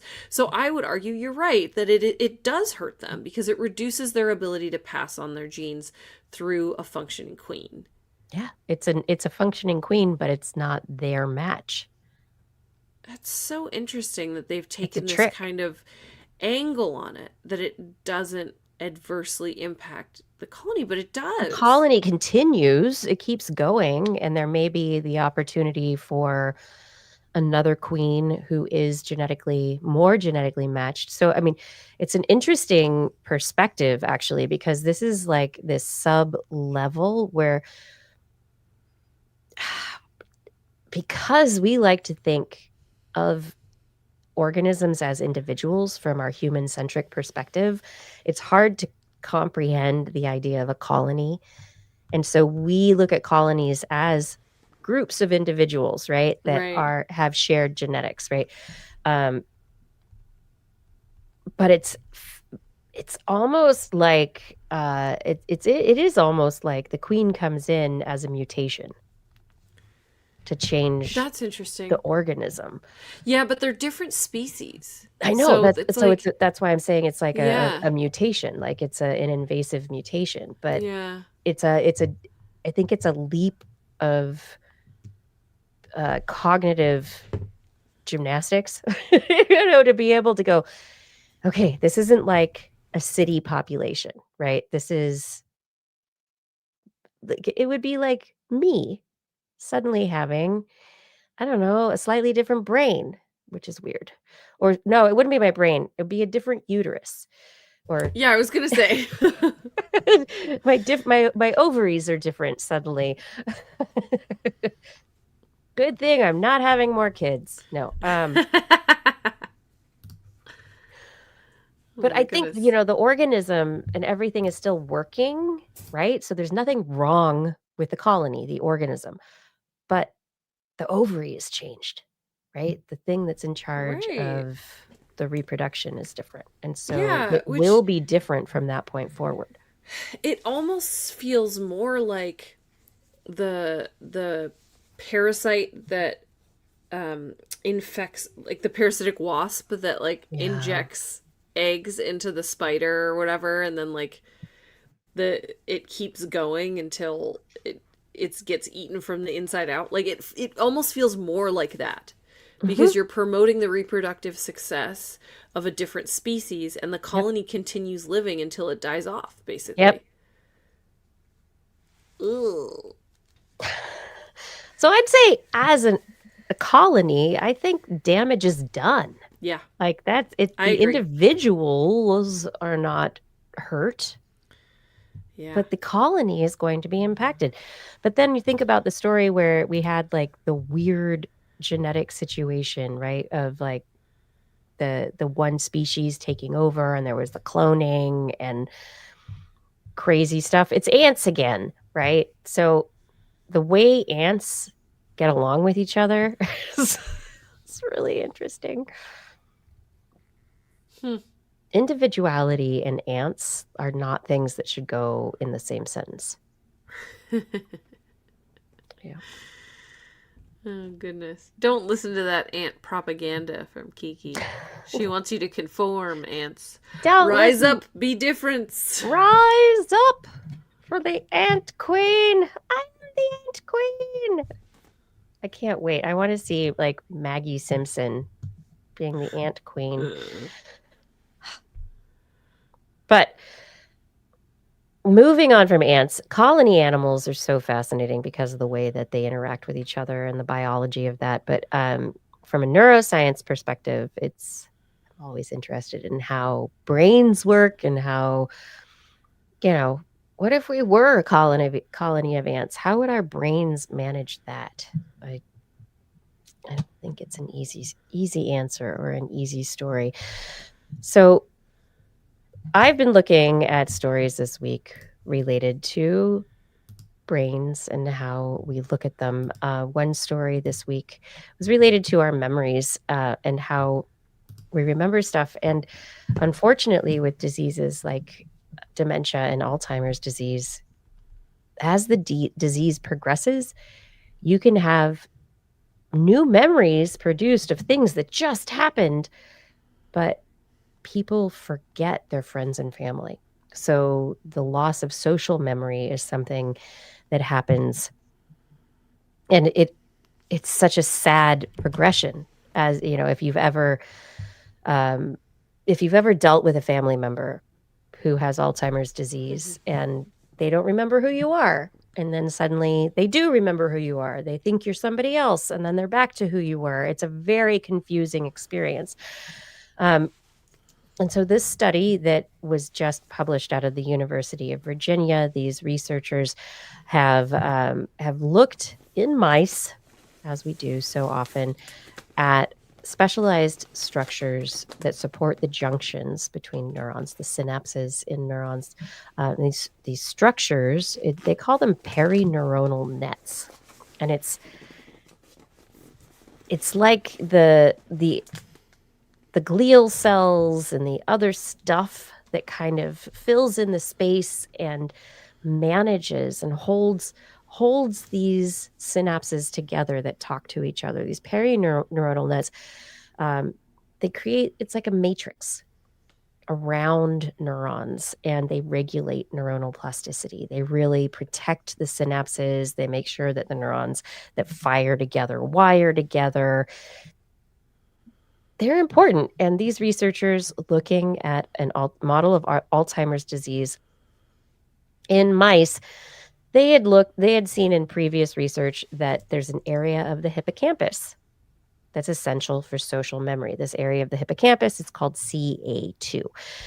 And so they focused on that. And what they found is that the perineuronal nets in CA2 deteriorate and degrade in an Alzheimer's-like situation in mice.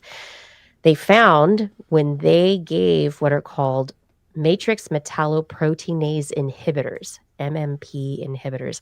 These are also potential cancer drugs, which I think is really interesting. So it's like, what is going on here with these metalloproteinase inhibitors? They block the activity of enzymes, these metalloproteinases, that can dissolve perineuronal nets. And so they blocked them in the mice, and they found that their Alzheimer's disease model mice didn't have degradation of those perineuronal nets, and they also didn't lose the mouse social memory function that they should normally have. And the researchers say in this particular paper, or this report in Science Alert, in our research with mice, when we kept these brain structures safe early in life, so this is early in life, not later, the mice suffering from this disease were better at remembering their social interactions. So potentially when we're thinking about dementia and Alzheimer's disease and going back to like the first story at the top of the show related to metabolomics and the idea of preventative medicine, if we can understand genetic predisposition to diseases like Alzheimer's disease, if we can understand environmental influences and how they interact, and then look at signals in our metabolome and other signals that can indicate whether we are likely to get Alzheimer's disease potentially early in life, before those perineuronal nets are even, there's no worry about them. They're fine. Everything's fine. But maybe you can do things to protect them early, understanding all the factors that go into it. And so if your family has a history of Alzheimer's disease, maybe you never will have to worry about it because you understand those kinds of pathways. So anyway, I thought this was cool, and I'm excited about it. Yeah. Save the structures that save our synapses. Wow. Yeah, so fingers crossed that this is able to make it out of the mouse research, that these metalloprotein inhibitors are able to be brought out of this research and into, human level stuff. I think it would be really cool. Moving from that into the other future of things, when I was doing bird brain research, the idea that we could ever do anything without animal brains, it was like, it's great. I love everybody who is pushing for this. Yes. But please don't go and destroy labs where animals are, because that's not fair to the animals that are there, because they're going to get in the wild and they're going to die. It's going to be a big problem. Protest, do stuff. Get researchers to push for non-animal interventions. Let's do that. Yes. We're getting there finally. So research this week from the University of, Rhode Island? Is that where it is? Where am I thinking? Anyway, there's a new material that has been described in the Advanced Functional Materials Journal. It's a scaffold where donor brain cells can be grown. And they've basically created a system where you can scaffold a maze of architectural elements, interconnected pores, the matrix for cells to grow on, and that the engineered scaffold is stable. They've shown that in this work, using their process involves water, ethanol, and this polyethylene glycol, PEG, that flows through nested glass capillaries.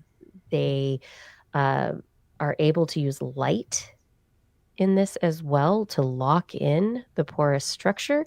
The pores allow oxygen and nutrients to circulate through the structure, feed donated stem cells. The stem cells grow, organize, and communicate with each other in brain-like clusters.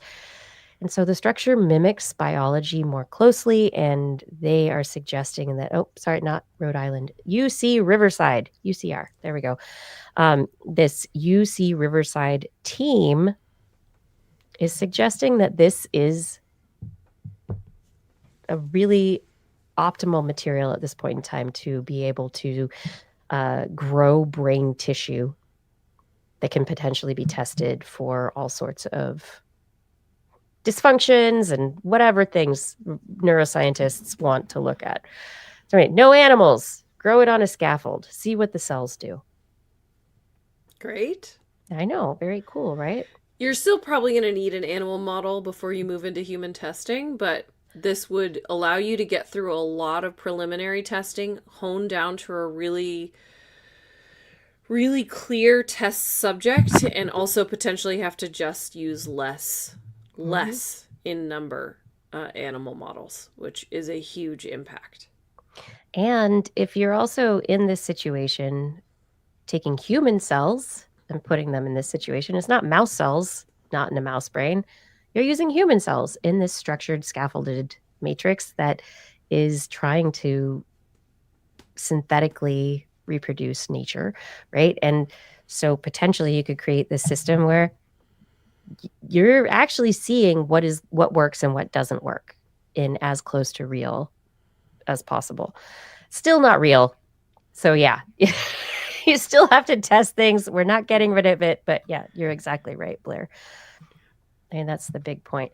My final story, which is really just a question, and I think it's so important. Blair, did you ever? We're talking about movies. Did you ever see the movie Gattaca? No, but I know about it. What do you know about it? Designer babies. Yeah, designer babies. You have to say it with Fry. Yeah, it's just just genetically engineered humans. That's what it's about, right? It's the year 2025. Humans are genetically engineered. It's something like that, right? Like, I wonder what year it actually does take place in. I'm gonna look it up. I don't know what year. Yeah, that's an interesting question. I think it was something recent, actually. But the idea of Gattaca, I mean, it goes beyond the story, the world Gattaca takes place in goes beyond just the designer babies, which is what we're going to be talking about and where the question really lies. But it is a bigger world where we're off-world, where we have a colony on the moon, we're going to Mars, we have people having to survive space travel. So there are new challenges to our biology, right?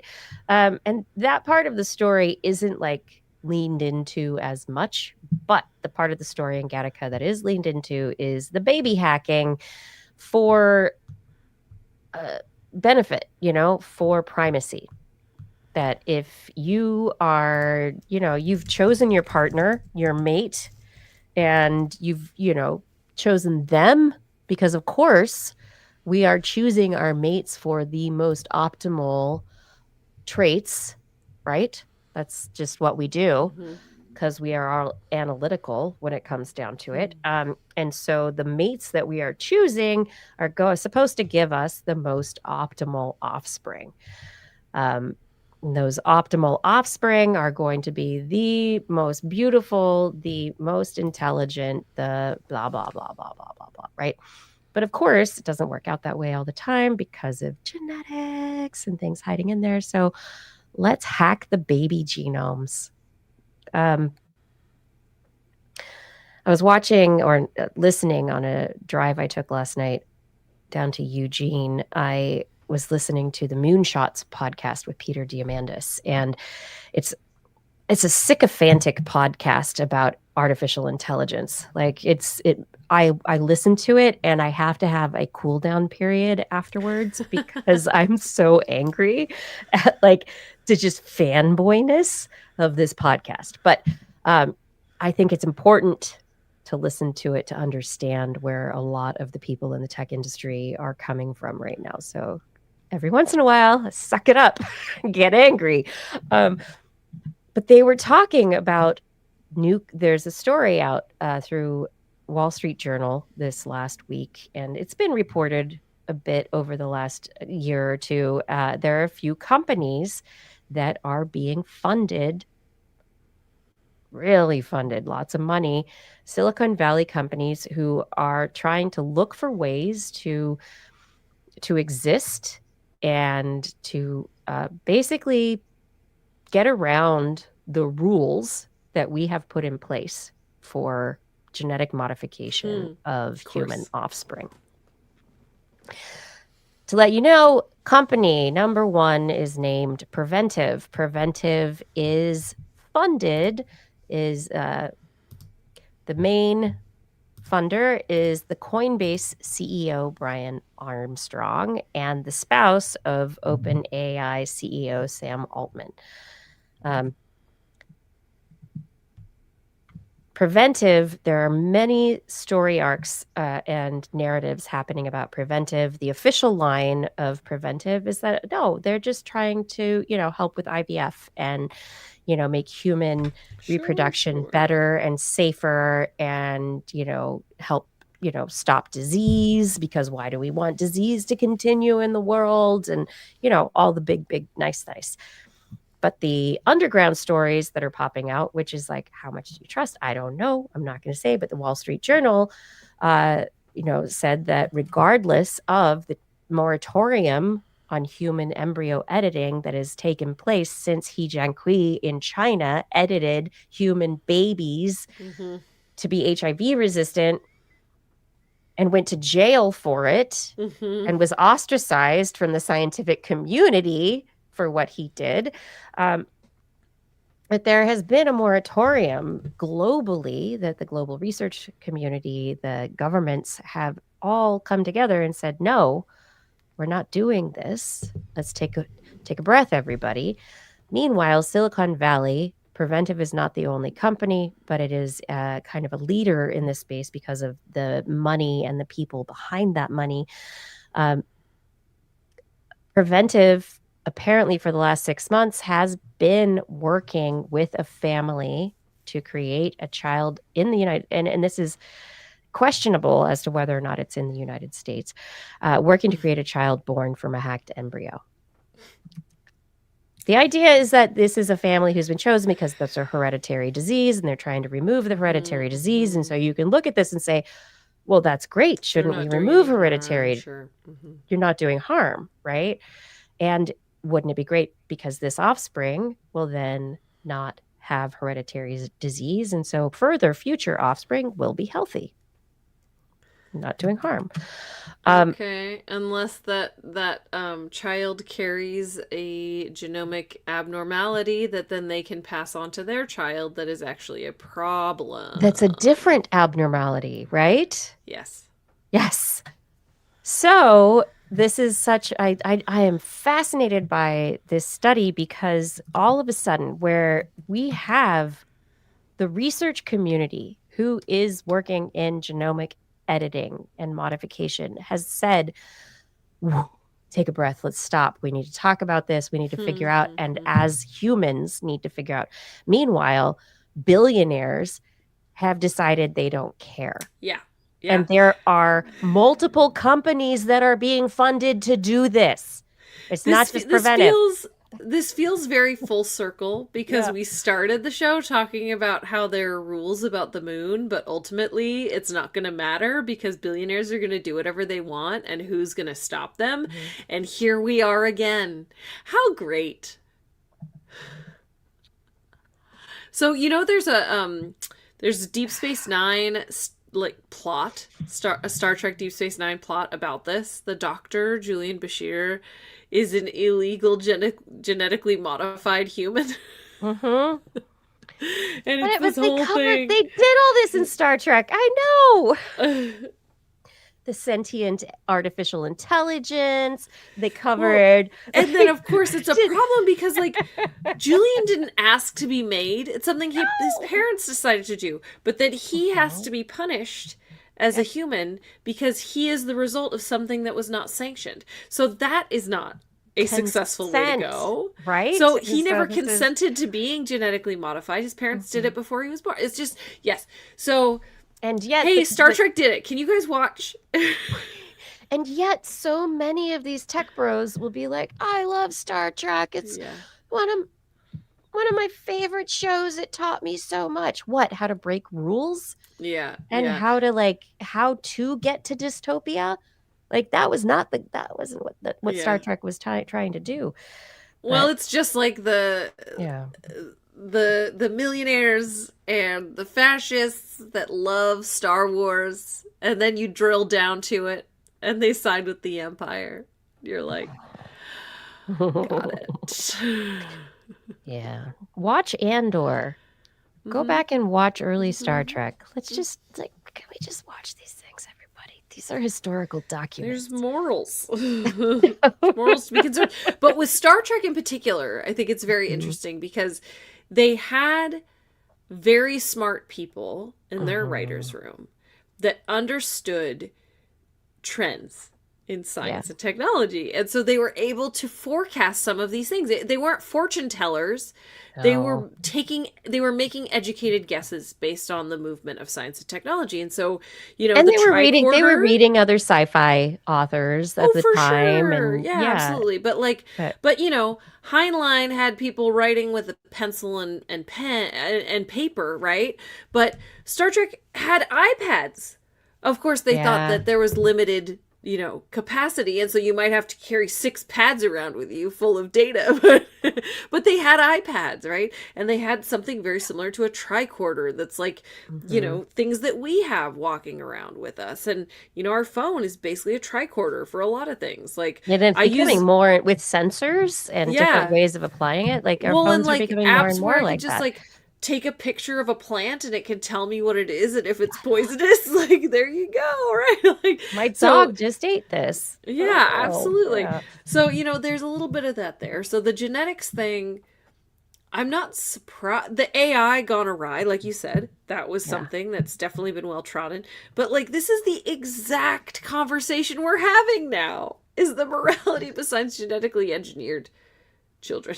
But what I'm wondering, so reading the Wall Street Journal article a week ago, I was fascinated by the way that, it's like, oh, hey, Wall Street Journal. I was expecting them to do like a just whatever coverage of it. But the way that they covered it was not in a very positive light, which I was really interested to see.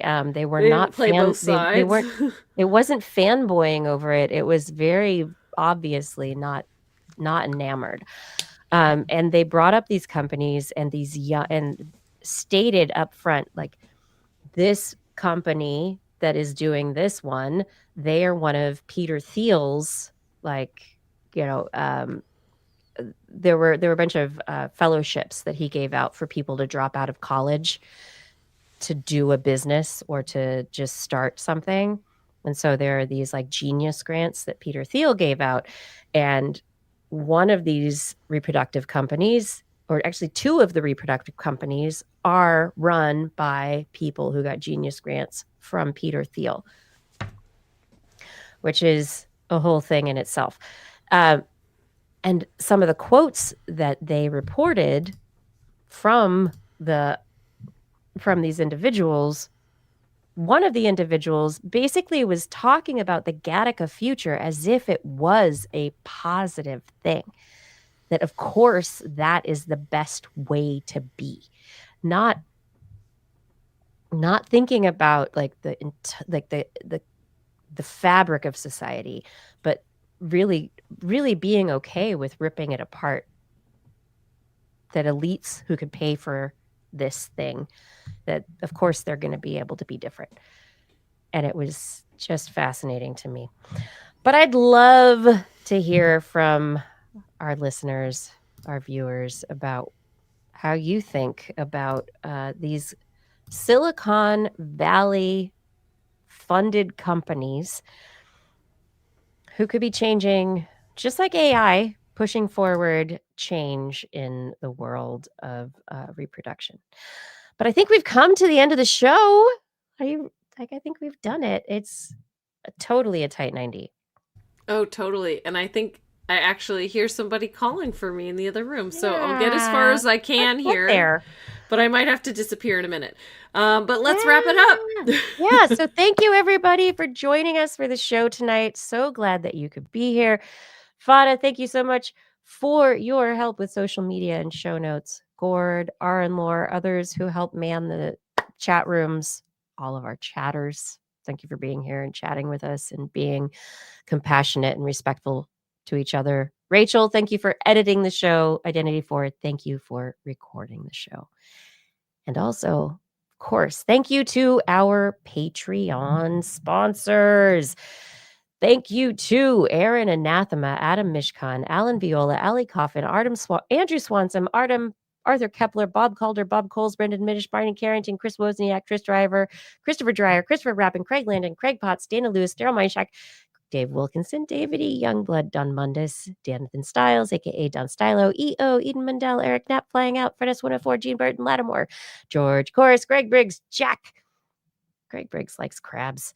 Jack, Jason Olds, John Atwood, John McKee, John Ratnaswamy, Johnny Gridley, Ken Hayes, Kent Northcote, Kevin Pearchan, Kevin Reardon, Kurt Larson, Lon Makes, Lauren Gifford, Mary Gertz, Marjorie, Mark Hessenflow, Noodles, Patrick Pecoraro, Paul D. Disney, Paul Ronovich, Philip Shane, Pierre Velazar, PIG, Richard Badge, Robert Norland, Robert Farley, Rodney Lewis, Rudy Garcia, Remy Day, Sean Clarence Lamb, Shubrew, Stephen Alberon, Steve Leesman, aka Zima Zudoster, Teresa Smith, Tony Steele, Vagard Chefstad.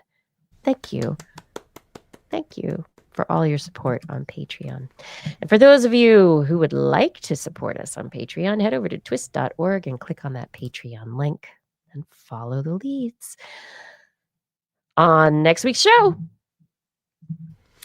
we will be back on Wednesday at 8 p.m. Pacific Time, broadcasting from our Twitch, YouTube, and Facebook channels. Yes, we will. Want to listen to us as a podcast? Search for TWIS wherever podcasts are found. If you enjoyed the show, get your friends to subscribe too. For more information on anything you heard here today, show notes and links to stories will be available on our website. That's at www.twis.org. You can also sign up for a newsletter. And we love your feedback. If there's a topic that you'd like to send to us to cover or address, a suggestion for an interview, please let us know on one of our social media accounts.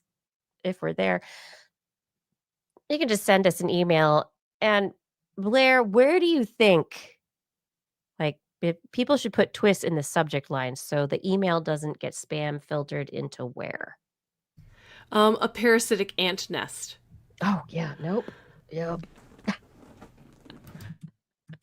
And I gotta go. Bye, everybody. Right now? Not even to the end? You'd have one more line. She's out of here. Oh my gosh. One more line. That's all I wanted. We look forward to you. We look forward to discussing science with you again next week. And if you've learned anything from the show, remember, it's all in your head. It is totally 100%. This week in science. This week in science. This week in science. This week in science, it's the end of the world. So I'm setting up shop, got my banner unfurled. It says the scientist is in, I'm gonna sell my advice. Show them how to stop the robots with a simple device. I'll reverse global warming with a wave of my hand. And all it'll cost you is a couple of grand. 'Cause this week's science is coming your way. So everybody listen to what I say. I use the scientific method for all that it's worth. And I'll broadcast my opinion all over the earth. 'Cause it's This Week in Science. This Week in Science. This Week in Science. Science. Science. This Week in Science. This Week in Science. This Week in Science. Woo, woo, woo, woo, woo. It's the after show. Yes. I want to see Pluribus. I haven't seen that yet. I'm looking forward to it. It's on my list. The meme. What is the meme? Oh no. Yeah. Anyway, yeah. Blair had to go right away. Thank you for being here. I really appreciate Blair does too. And it's so fun to have I don't know. We had a good convo tonight. I hope you enjoyed it. That was fun. There's something about I don't mirror my video, so I have a issue sometimes trying to remember what side's right and left. Oh my gosh, the Demon Seed movie. I remember that. The Marked. Yep. Star Trek had so many things. A lot of people are going back to flip phones, which is interesting as well. It's prescient. Thank you, Paul Disney. Yeah, Gnome saying when AI and crypto get together, unethical companies are born. And so that's another question, which is, these companies are being funded to do genetic work, genetic modification, baby hacking. And if it's being paid for through crypto, then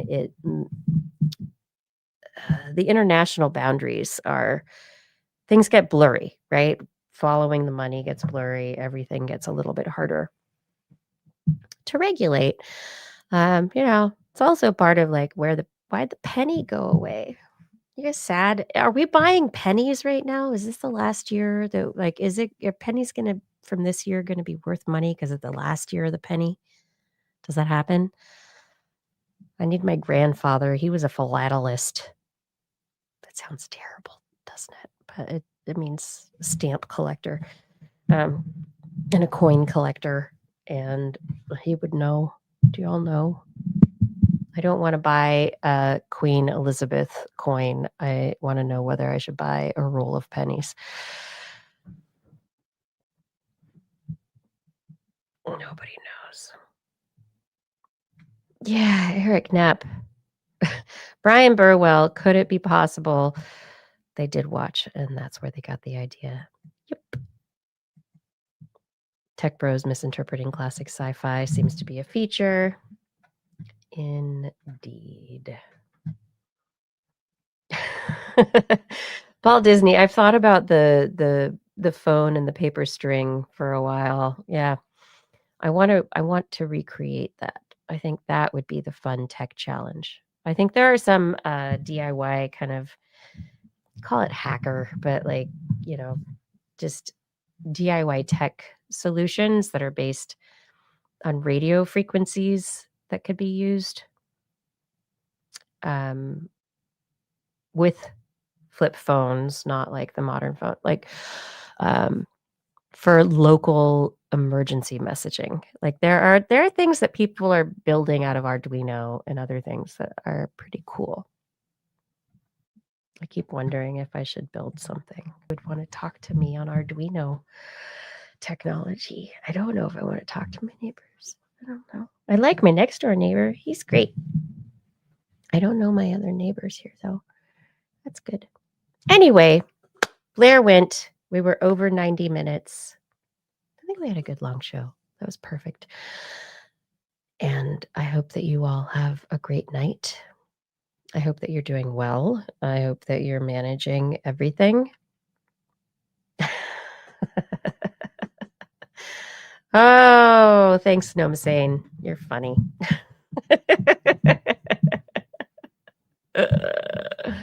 That's funny. That's fire. I'm looking forward. I know you can get 100 pennies for $1. Buy pennies. Collect. I mean, this is like the time of the year or the time of the penny life cycle where maybe like count your pennies. Take the advice right now. I know. I'm gonna go to bed. I think that's a good idea. Doop doop doop. I keep myself going sometimes, and sometimes I should just go to bed. All right. I'm tired. Are you tired? I've been tired today. Hopefully, I will sleep well tonight, and I hope that you will sleep well tonight as well. Good night. And what do I say right now? Yes. I'll see you next week. Blair and I will be here next week. We're going to do a truncated show. It's not going to be this long. This was a good long show, so I hope you enjoyed it. Next week is going to be very short and sweet. Hopefully, it'll be a lot of fun for you, and I'm sure, I don't know, I'm looking forward to it. So a little something next week for TWIS Giving. So I hope that we do see you there. And in the meantime, stay well, stay healthy, because I know right now there are a lot of reports I'm following that flu season is fast and up big in the UK and other places. US, it's starting to hit, but in the southern hemisphere this last year, it was a big one. It was fast, it hit hard, and it took a while for it to taper off. So this is the year, really. If you are not a flu vaccine person, because you're like, whatever. Like, this year is a flu vaccine year, you guys. Like, get out there, get your vaccine. It'll help you. It'll help others. Like this year, flu vaccine is something that might be, if we all can get it, I think it might be helpful. So yeah, Lon, hopefully we guessed right on the vaccines this year. Usually they are based on what's going on in the southern hemisphere. So, we can hope that we got it right. And also if we've got, I mean, the big concern is bird flu. Washington State just had a bird flu case. It's not widespread or spreading in humans at this point. It's still kind of the accidental crossover from animals. But it is the kind of thing where if we have the vaccines that cover a lot of those N1 variables, then we might be more likely to have resistance. So, yeah, saved by the Aussies. Yeah, no, I'm saying we take so much Southern Hemisphere stuff for granted. We really should not. Just saying. So, stay safe. Stay safe? No. Stay safe. Stay healthy. Get your vaccines. Come on, I'm going to do it too. This week is the week. And yeah, be healthy. You might have a little ouchies and not feeling good for the vaccine results, but long run, hopefully it will help you be healthier and like more resistant to the stuff that's coming. So if you are Northern Hemisphere, all you Aussies can ignore me right now. If you're Northern Hemisphere, just right now, let's take care of that. And the COVID vaccine. And if you can get RSV, get RSV. Winter is coming. Let's take care of ourselves. Let's be healthy. Because if we're healthy, then maybe we sleep well. Sleeping well keeps us even more healthy. And then our mental health is better. That's all better. So stay curious. Stay lucky. I'll see you next week. Good night.